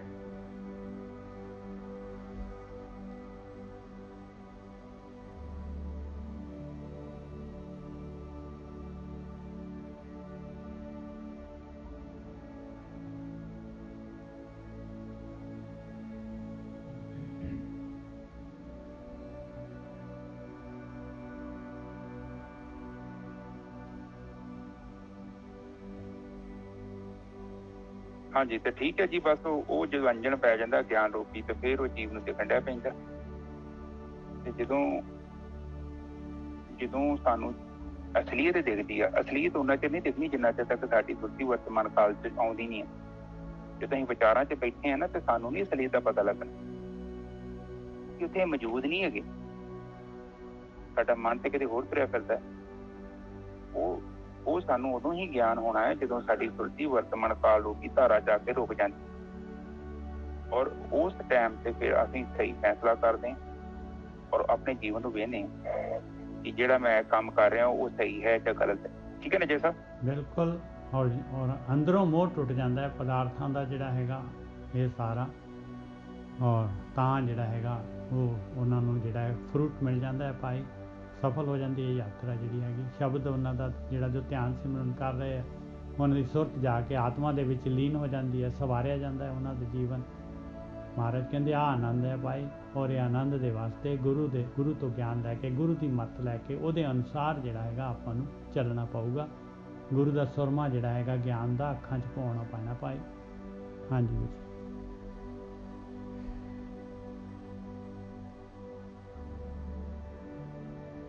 ਹਾਂਜੀ, ਠੀਕ ਹੈ ਜੀ। ਫਿਰ ਗਿਆਨ ਰੂਪੀ ਅੰਜਨ ਅੱਖਾਂ 'ਚ ਪੈ ਜਾਂਦਾ ਹੈ, ਔਰ ਸਾਨੂੰ ਪਤਾ ਲੱਗ ਜਾਂਦਾ ਹੈ। ਬਿਲਕੁਲ। ਵੈਸੇ ਵੀ ਜਦੋਂ ਤੁਸੀਂ ਨਾਮ ਅਭਿਆਸ ਕੀਤਾ, ਭਗਤੀ ਕੀਤੀ, ਤੁਸੀਂ ਸਮਾਧੀ ਵਿੱਚ ਪ੍ਰਵੇਸ਼ ਕੀਤਾ, ਤੇ ਉਹ ਤੁਹਾਨੂੰ ਪਤਾ ਲੱਗ ਜਾਣਾ ਜੀਵਨ ਦੇ ਬਾਰੇ ਕਿ ਜੀਵਨ ਨੂੰ ਕਿੱਦਾਂ ਜਿਉਣਾ ਹੈ। ਔਰ ਤੁਸੀਂ ਏਦਾਂ ਦਾ ਕੋਈ ਕੰਮ ਕਰਨਾ ਹੀ ਨਹੀਂ। ਕੋਈ ਬੰਦਾ ਛਦਾਈ ਹੋਊਗਾ ਕਿ ਜਿਹੜਾ ਜਾਣਦਾ ਹੋਵੇ ਕਿ ਪਾਣੀ 'ਚ ਜ਼ਹਿਰ ਹੈ ਤੇ ਉਹ ਪਾਣੀ ਪੀਂਦਾ ਕੋਈ ਏਦਾਂ ਨਜ਼ਰ ਸਾਹਿਬ ਗਿਆਨ ਹੋਣ ਤੋਂ ਬਾਅਦ। ਸਧਾਰਨ ਤੌਰ ਤੇ ਬੰਦਾ ਵਹਿੰਦਾ ਨਹੀਂ ਹੈ ਨਾ, ਉਹ ਤੇ ਕਰਮ ਰੂਪੀ ਕੁੰਡੀ ਚੁੱਕੀ ਹੋਈ ਹੈ। ਮਾੜਾ ਕਰਮ ਕਰਦੇ ਹਾਂ ਤੇ ਕੁੰਡੀ ਫਸੀ ਹੈ, ਉਸ ਕੁੰਡੀ ਨੇ ਉਹ ਸਾਡੇ ਗਲ 'ਚ ਪੈ ਜਾਣਾ ਇੱਕ ਦਿਨ, ਔਰ ਗਰੰਟੀ ਹੈ ਇਹ ਪਊਗੀ। ਜਦੋਂ ਸਾਨੂੰ ਗਿਆਨ ਹੋ ਜਾਂਦਾ ਪਰ ਆਪਾਂ ਇਹ ਕਰਮ ਕਰਨ ਤਿਆਗ ਕਰਦੇ ਹਾਂ। ਔਰ ਇਹ ਜਿਹੜਾ ਨਾ ਜਿਹੜਾ ਆ ਕਹਿੰਦੇ ਨਾ ਅੰਦਰੋਂ ਮੋਹ ਟੁੱਟਾ, ਅੰਦਰੋਂ ਮੋਹ ਟੁੱਟਣਾ ਤੁਹਾਡਾ, ਬਿਲਕੁਲ ਬਾਹਰੋਂ ਨਹੀਂ। ਕਈ ਲੋਕ ਕਹਿੰਦੇ ਸੰਨਿਆਸੀ ਏਦਾਂ ਨਹੀਂ ਕੋਈ ਸੰਨਿਆਸੀ ਹੋ ਜਾਂਦਾ ਜਾਂ ਬ੍ਰਹਮਚਾਰੀ ਹੋ ਜਾਂਦਾ, ਇਹ ਸਾਰੀ ਅੰਦਰ ਦੀ ਗੱਲ ਹੈ। ਇੱਕ ਡਾਣੀ ਨੂੰ ਵੱਢੋਗੇ ਨਾ ਤੇ 3 ਡਾਣੀਆਂ ਉਗਦੀਆਂ ਉੱਥੇ ਨਿੱਜਰ ਸਾਹਿਬ। ਬਿਲਕੁਲ ਸਹੀ ਗੱਲ ਹੈ ਜੀ, ਬਿਲਕੁਲ ਸਹੀ ਗੱਲ। ਹਾਂ, ਤੁਸੀਂ ਇੱਕ ਉੱਗਣ ਨੂੰ ਨੱਪਿਆ ਨਾ, ਉੱਥੇ ਪਤਾ ਨਹੀਂ ਕਿੰਨੇ ਹੋਰ ਪੈਦਾ ਹੋਣੇ। ਇਹ ਜਦੋਂ ਸਾਡੀ ਸੁਰਤੀ ਉਸ ਆਤਮਾ ਤੱਤ 'ਚ ਜਾਂਦੀ ਹੈ, ਜਿੱਥੇ ਕਾਲਾ ਤੀਰ, ਜਿੱਥੇ ਛੋਟਾ ਸਰਕਲ, ਜਿੱਥੇ ਕੁਛ ਨਹੀਂ ਹੈਗਾ, ਉਹ ਬਾਣੀ 'ਚ ਵੀ ਕਿਹਾ ਕਿ ਉੱਥੇ ਕੀ ਹੁੰਦਾ ਉਹ ਨਹੀਂ ਮੈਂ ਦੱਸ ਸਕਦਾ, ਪਰ ਉੱਥੇ ਜਾਣ ਦੇ ਨਾਲ ਉਹ ਸਾਰਾ ਕੰਮ ਹੋ ਜਾਂਦਾ। ਬਸ ਉੱਥੇ ਹੀ ਜਾਣਾ, ਉਹੀ ਉਸ ਬਿੰਦੂ ਤੇ ਬਾਰ-ਬਾਰ ਜਾਣਾ, ਉਹਨਾਂ ਚਿਰ ਤੱਕ ਜਾਣਾ ਜਿੰਨਾ ਚਿਰ ਤੱਕ ਜਿਹੜਾ ਸੁਰਤੀ ਰੂਪੀ ਤੀਰ ਉਹਦੇ ਵਿੱਚ ਗੱਡਿਆ ਨਹੀਂ ਜਾਂਦਾ ਨਿੱਜਰ ਸਾਹਿਬ। ਤੇ ਜਦੋਂ ਤੁਸੀਂ ਉੱਥੇ ਗੱਡੇ ਗਏ ਤੇ ਫਿਰ ਤੇ ਇਹ ਕਹਿਣ ਕੂਣ ਦੀਆਂ ਗੱਲਾਂ ਨਹੀਂ ਹੈਗੀਆਂ, ਉਹ ਕਿ ਵੈਸੇ ਆਪਾਂ ਭਾਸ਼ਾ ਦੇ ਨਾਲ ਸਮਝਾਉਂਦੇ ਹਾਂ, ਇਹ ਅਨੁਭਵ ਦਾ ਵਿਸ਼ਾ ਹੈ। ਤੁਸੀਂ ਅਨੁਭਵ ਕਰੋਗੇ, ਉਸ ਚੀਜ਼ ਨੂੰ ਜਾਣ ਸਕਦੇ ਜੋ, ਅਨੁਭਵ ਕਰ ਸਕਦੇ ਜੋ, ਜੀਵਨ ਚੁੱਕ ਸਕਦੇ, ਪਰ ਤੁਸੀਂ ਦੱਸ ਨਹੀਂ ਸਕਦੇ ਕਿਸੇ ਨੂੰ। ਠੀਕ ਹੈ ਨਿੱਜਰ ਸਾਹਿਬ? ਬਿਲਕੁਲ ਜੀ, ਬਹੁਤ ਵਧੀਆ। ਉਹਦਾ ਤਾਂ ਰੌਲਾ ਪੈ ਜਾਊਗਾ ਧਰਤੀ 'ਚ। ਠੀਕ ਹੈ ਜੀ, ਅੱਜ ਦੀ ਵਿਚਾਰ। ਹਾਂਜੀ ਵੀਰ ਜੀ, ਬਹੁਤ ਵਧੀਆ ਵੀਰ ਜੀ। ਦੇਖੋ ਗਿਆਨ ਜਿਹੜਾ ਨਾ ਬਹੁਤ, ਮੈਂ ਤਾਂ ਕਹਿੰਦਾ ਹੈ ਕਿ ਜਿਹੜਾ ਹੈਗਾ ਨਾ ਹੈਰਾਨੀ ਹੋ ਜਾਂਦੀ ਹੈ, ਮੇਰੀਆਂ ਅੱਖਾਂ ਇਸ ਤਰ੍ਹਾਂ ਅੱਡੀਆਂ ਹੀ ਰਹਿ ਜਾਂਦੀਆਂ ਵੀ ਮਾਲਕ ਪਰਮਾਤਮਾ ਇਸ ਲੈਵਲ 'ਤੇ ਜਿਹੜਾ ਗਿਆਨ ਨੂੰ ਉਚਾਈ ਵੱਲ ਹੀ ਜਾ ਰਿਹਾ ਹੈ ਗਿਆਨ। ਪਰਮਾਤਮਾ ਮਿਹਰ ਕਰੇ ਜੀ, ਆਪਣੇ ਹਿਰਦੇ 'ਚ ਵਸੇ, ਬਸ ਆਹੀ ਬੇਨਤੀ ਹੈ। ਹਾਂ, ਦੇਖ ਲਓ ਨਿੱਜਰ ਸਾਹਿਬ, ਇੱਕ ਜਿਹੜਾ ਵੇਖ ਲਓ ਅੰਦਰੋਂ ਕਹਿੰਦੇ ਮੋਹ ਟੁੱਟਾ, ਅੰਦਰੋਂ ਇੱਕ ਤੇ ਆਪਾਂ ਤੇ ਫਲ ਨੂੰ ਰੁੱਖ ਤੋਂ ਤੋੜਤਾ, ਇੱਕ ਜਿਹੜਾ ਫਲ ਆ ਉਹ ਪੱਕ ਕੇ ਟੁੱਟ ਜੇ, ਆਪੇ ਲੱਗ ਹੋ ਜੇ, ਬੜਾ ਫਰਕ ਜੇ ਬਹੁਤ। ਜਿੰਨਾ ਚਿਰ ਇਹ ਫਲ ਅੰਦਰੋਂ ਨਹੀਂ ਨਾ ਪੱਕਦਾ, ਉਹਦਾ ਅੰਦਰ ਜਿਹੜਾ ਦੇਖੋ, ਜਿੰਨਾ ਚਿਰ ਫਲ ਰਸ ਪੀਂਦੇ ਆ ਨਾ ਤੇ ਉਹਨੇ ਨਹੀਂ ਅਲੱਗ ਹੋਣਾ ਰੁੱਖ ਤੋਂ। ਇਹ ਜਦੋਂ ਨਾਮ ਪ੍ਰਗਟ ਹੋਇਆ ਤੇ ਇਹਨੇ ਫਿਰ ਉਹਦੀ ਪੂਰਤੀ ਕਰਨੀ, ਉਹਦੀ ਔਗਣਾ ਦੀ, ਉਹ ਫਿਰ ਔਗਣ ਸ਼ਾਂਤ ਹੋ ਜਾਣੇ, ਮੁੜ ਕੇ ਤਾਂ ਕੁਛ ਕਰਨ ਦੀ ਲੋੜ ਹੀ ਨਹੀਂ। ਫਿਰ ਉਹ ਚੀਜ਼ਾਂ ਹੈਗੀਆਂ ਜਾਂ ਨਹੀਂ ਹੈਗੀਆਂ ਉਹਦੇ ਨਾਲ ਕੋਈ ਫਰਕ ਨਹੀਂ ਪੈਂਦਾ, ਕਿਉਂਕਿ ਤੁਸੀਂ ਆਨੰਦ ਤੋਂ ਵੀ ਅੱਗੇ ਚੱਲ ਗਏ ਨਾ। ਫਿਰ ਹਾਲ ਤੇ ਆਪਾਂ ਨੂੰ ਚੰਗਾ ਲੱਗਦਾ ਨਾ, ਕੋਈ ਕੰਮ ਕਰਦੇ ਆ, ਚੀਜ਼ਾਂ ਭੌਤਿਕ ਚੀਜ਼ਾਂ, ਇਹ ਨਹੀਂ ਆਪਾਂ ਸੰਸਾਰ ਤੋਂ ਭੱਜਣਾ, ਸੰਸਾਰ ਏਦਾਂ ਹੀ ਚੱਲਣਾ, ਸਾਰਾ ਕੁਝ ਏਦਾਂ ਹੀ ਚੱਲੂ। ਪਰ ਅਟੈਚਮੈਂਟ ਇੰਨੀ ਕੁ ਹੋਊਗੀ ਜਿੱਦਾਂ ਖੀਰੇ ਦਾ ਫੁੱਲ ਲੱਗਾ ਹੁੰਦਾ ਨਾ, ਖੀਰੇ ਦੇ ਨਾਲ ਉਹਨਾਂ ਕੁ ਫਰਕ, ਜੁੜਿਆ ਵੀ ਨਹੀਂ ਤੇ ਅਲੱਗ ਵੀ ਨਹੀਂ ਨਿੱਜਰ ਸਾਹਿਬ। ਬਿਲਕੁਲ ਬਿਲਕੁਲ ਹੀ ਮਹਾਰਾਜਾ ਲੱਗਾ ਹੱਥ ਤੇ ਨਾਲ ਹੀ ਡਿੱਗ ਜਾਣਾ, ਬਸ ਉਹਨਾਂ ਕੁ ਜੋੜ ਜਾਓ, ਤੁਹਾਨੂੰ ਕੋਈ ਦੁਨੀਆ ਭਰ ਦੀਆਂ ਗਾਲਾਂ ਕੱਢ ਜੇ, ਉਹ ਖੀਰੇ ਤੋਂ ਵੀ ਘੱਟ ਤੁਹਾਡੇ ਅੰਦਰ ਹਲਚਲ ਪੈਦਾ ਹੋਣੀ ਹੈ, ਇੰਨੀ ਮਾੜੀ ਜੀ ਬਸ। ਇਹ ਤੁਹਾਡੇ ਮਨ 'ਚ ਇੰਨਾ ਹੋਣਾ ਕਿ ਵਿਚਾਰੇ ਨੂੰ ਪਤਾ ਨਹੀਂ ਬਸ ਜੋ ਬੋਲ ਰਿਹਾ। ਇਹ ਅਵਸਥਾ ਜਿਹੜੀ ਜਦੋਂ ਬਣਨੀ ਆ ਤੁਹਾਡੇ ਅੰਦਰ, ਹੌਲੀ ਹੌਲੀ ਬਣਨੀ ਸ਼ੁਰੂ ਹੋ ਗਈ ਆਲਮੋਸਟ ਤੁਹਾਡੀ 2-4%, 5%। ਹੁਣ ਮੀਂਹ ਪੈਣਾ ਹੋਵੇ ਇੱਕਦਮ ਥੋੜੀ ਬੱਦਲ ਵਰ ਜਾਂਦਾ, ਪਹਿਲਾਂ ਮਾੜੀ ਮੋਟੀ ਬਿਜਲੀ ਕੜਕਦੀ ਆ, ਬੱਦਲ ਆਉਂਦੇ ਆ, ਕਾਲੀਆਂ ਰਾਤਾਂ ਪੈਂਦੀਆਂ, ਛਾਵਾਂ ਜਿਹੀਆਂ ਆ ਜਾਂਦੀਆਂ ਨਿੱਜਰ ਸਾਹਿਬ, ਰਾਈਟ? ਬਿਲਕੁਲ ਇਸੇ ਤਰ੍ਹਾਂ ਹੀ ਤੁਹਾਡੀ ਸਾਧਨਾ ਹੈ। ਇੱਕੋ ਦਮ ਥੋੜੀ ਆਤਮ ਗਿਆਨ ਤੁਹਾਨੂੰ ਪ੍ਰਾਪਤ ਹੋ ਜਾਣਾ, ਉਸ ਤੋਂ ਪਹਿਲਾਂ ਕਈ ਸੰਕੇਤ ਮਿਲਣੇ ਆ ਤੁਹਾਨੂੰ, ਹਵਾ ਚੱਲਦੀ ਆ। ਇਸੇ ਤਰ੍ਹਾਂ ਤੁਹਾਨੂੰ ਛੋਟੇ ਛੋਟੇ ਅਨੁਭਵ ਹੋਣੇ ਸ਼ੁਰੂ ਹੋ ਜਾਣੇ, ਛੋਟੇ ਛੋਟੇ ਮਾੜੇ ਮੋਟੇ ਜਿਹੜੇ ਉਗਣੇ, ਤੁਹਾਨੂੰ ਪਤਾ ਲੱਗਣਾ ਕਿ ਉਹ ਤੇ ਮੇਰੇ ਤੋਂ ਦੂਰ ਹੋ ਰਹੇ ਨੇ, ਆਪੇ ਦੂਰ ਜਾ ਰਹੇ। ਔਰ ਜਿਵੇਂ ਜਿਵੇਂ ਪਿਉਰੀਫਿਕੇਸ਼ਨ ਹੋਈ ਜਾਣਾ, ਔਰ ਉਹ ਤੁਹਾਡਾ ਜਿਹੜੀ ਫਿਲਮ ਹੈ ਨਾ, ਜਿਹੜਾ ਇੱਥੇ ਆ, ਇਹਨੇ ਹੌਲੀ ਹੌਲੀ ਕਰਕੇ ਇਹਨੇ ਬਿਲਕੁਲ ਸ਼ੀਸ਼ੇ ਦਾ ਰੂਪ ਧਾਰਨ ਕਰ ਲੈਣਾ। ਫਿਰ ਸ਼ੀਸ਼ਾ ਜਿਹੜਾ ਕਿਸੇ ਨੂੰ ਗ੍ਰਹਿਣ ਨਹੀਂ ਕਰਦਾ ਹੁੰਦਾ, ਉਹਦੇ ਅੰਦਰ ਹੀ ਆ ਸਭ ਕੁਝ, ਪਰ ਉਹਦੇ ਕੁਝ ਇਹਨੂੰ ਫੜਦਾ ਨਹੀਂ, ਇਹਨੂੰ ਚਿਪਕਦਾ ਨਹੀਂ। ਜੋ ਵੀ ਹੋ ਗਿਆ ਹੋ ਗਿਆ, ਜੋ ਵੀ ਲੰਘ ਗਿਆ, ਉਹ ਤੇ ਕੁਝ ਠਹਿਰਦੀ ਨਹੀਂ ਹੈ ਮੁੜ। ਉਹ ਇੰਨਾ ਸ਼ੁੱਧ ਚਿੱਤ ਹੋ ਜਾਣਾ ਤੁਹਾਡਾ, ਉਹਨੂੰ ਕਹਿੰਦੇ ਚਿੱਤ ਵ੍ਰਿਤੀ ਨਿਰੋਧ, ਜਿੱਥੇ ਸਾਰੀਆਂ ਵ੍ਰਿਤੀਆਂ ਬੰਦ, ਕੋਈ ਅਟੈਚਮੈਂਟ ਨਹੀਂ, ਨਾ ਤੇ ਅੱਗਾ ਹੈਗਾ ਨਾ ਪਿੱਛੇ ਹੈਗਾ, ਜੋ ਸਾਹਮਣੇ ਹੈਗਾ ਉਹ ਦਿਖਦਾ ਪਿਆ ਵਾ, ਪਰ ਉਹਦੇ ਨਾਲ ਵੀ ਕੋਈ ਅਟੈਚਮੈਂਟ ਨਹੀਂ। ਜਿੱਦਾਂ ਸ਼ੀਸ਼ੇ ਦੇ ਉੱਤੇ ਪਿਕਚਰ ਦੀ ਦੋਸਤੀ ਹੁੰਦੀ ਹੈ ਨਾ, ਉਨੀ ਕੀ ਦੋਸਤੀ ਵਿਜੇ ਸਾਹਿਬ। ਬਿਲਕੁਲ, ਮਤਲਬ ਕੋਈ ਮੋਹ ਨਹੀਂ ਹੈਗਾ, ਕਿਸੇ ਨਾਲ ਜੁੜਿਆ ਨਹੀਂ ਉਹ, ਬਸ ਉੱਤੇ ਦਿਖਦਾ ਉਹ ਪਿਆ ਵਾ, ਪਰ ਅਟੈਚਮੈਂਟ ਕੋਈ ਨਹੀਂ ਹੈਗੀ। ਇਹੋ ਹੀ ਅੰਦਰੋਂ ਜਿਹੜਾ ਮੋਹ ਟੁੱਟਣਾ ਵਾ, ਇਹ ਤੁਹਾਡੇ ਅੰਦਰੋਂ ਜਦੋਂ ਟੁੱਟੂਗਾ ਫਿਰ ਤੁਹਾਡਾ ਜੀਵਨ ਏਦਾਂ ਦਾ ਹੋ ਜਾਊਗਾ। ਠੀਕ ਹੈ ਨਾ ਜੀ ਸਾਹਿਬ? ਬਹੁਤ ਵਧੀਆ ਜੀ, ਬਹੁਤ ਵਧੀਆ। ਅੱਜ ਦੀ ਵਿਚਾਰ ਇੱਥੇ ਖਤਮ ਹੋ ਗਈ।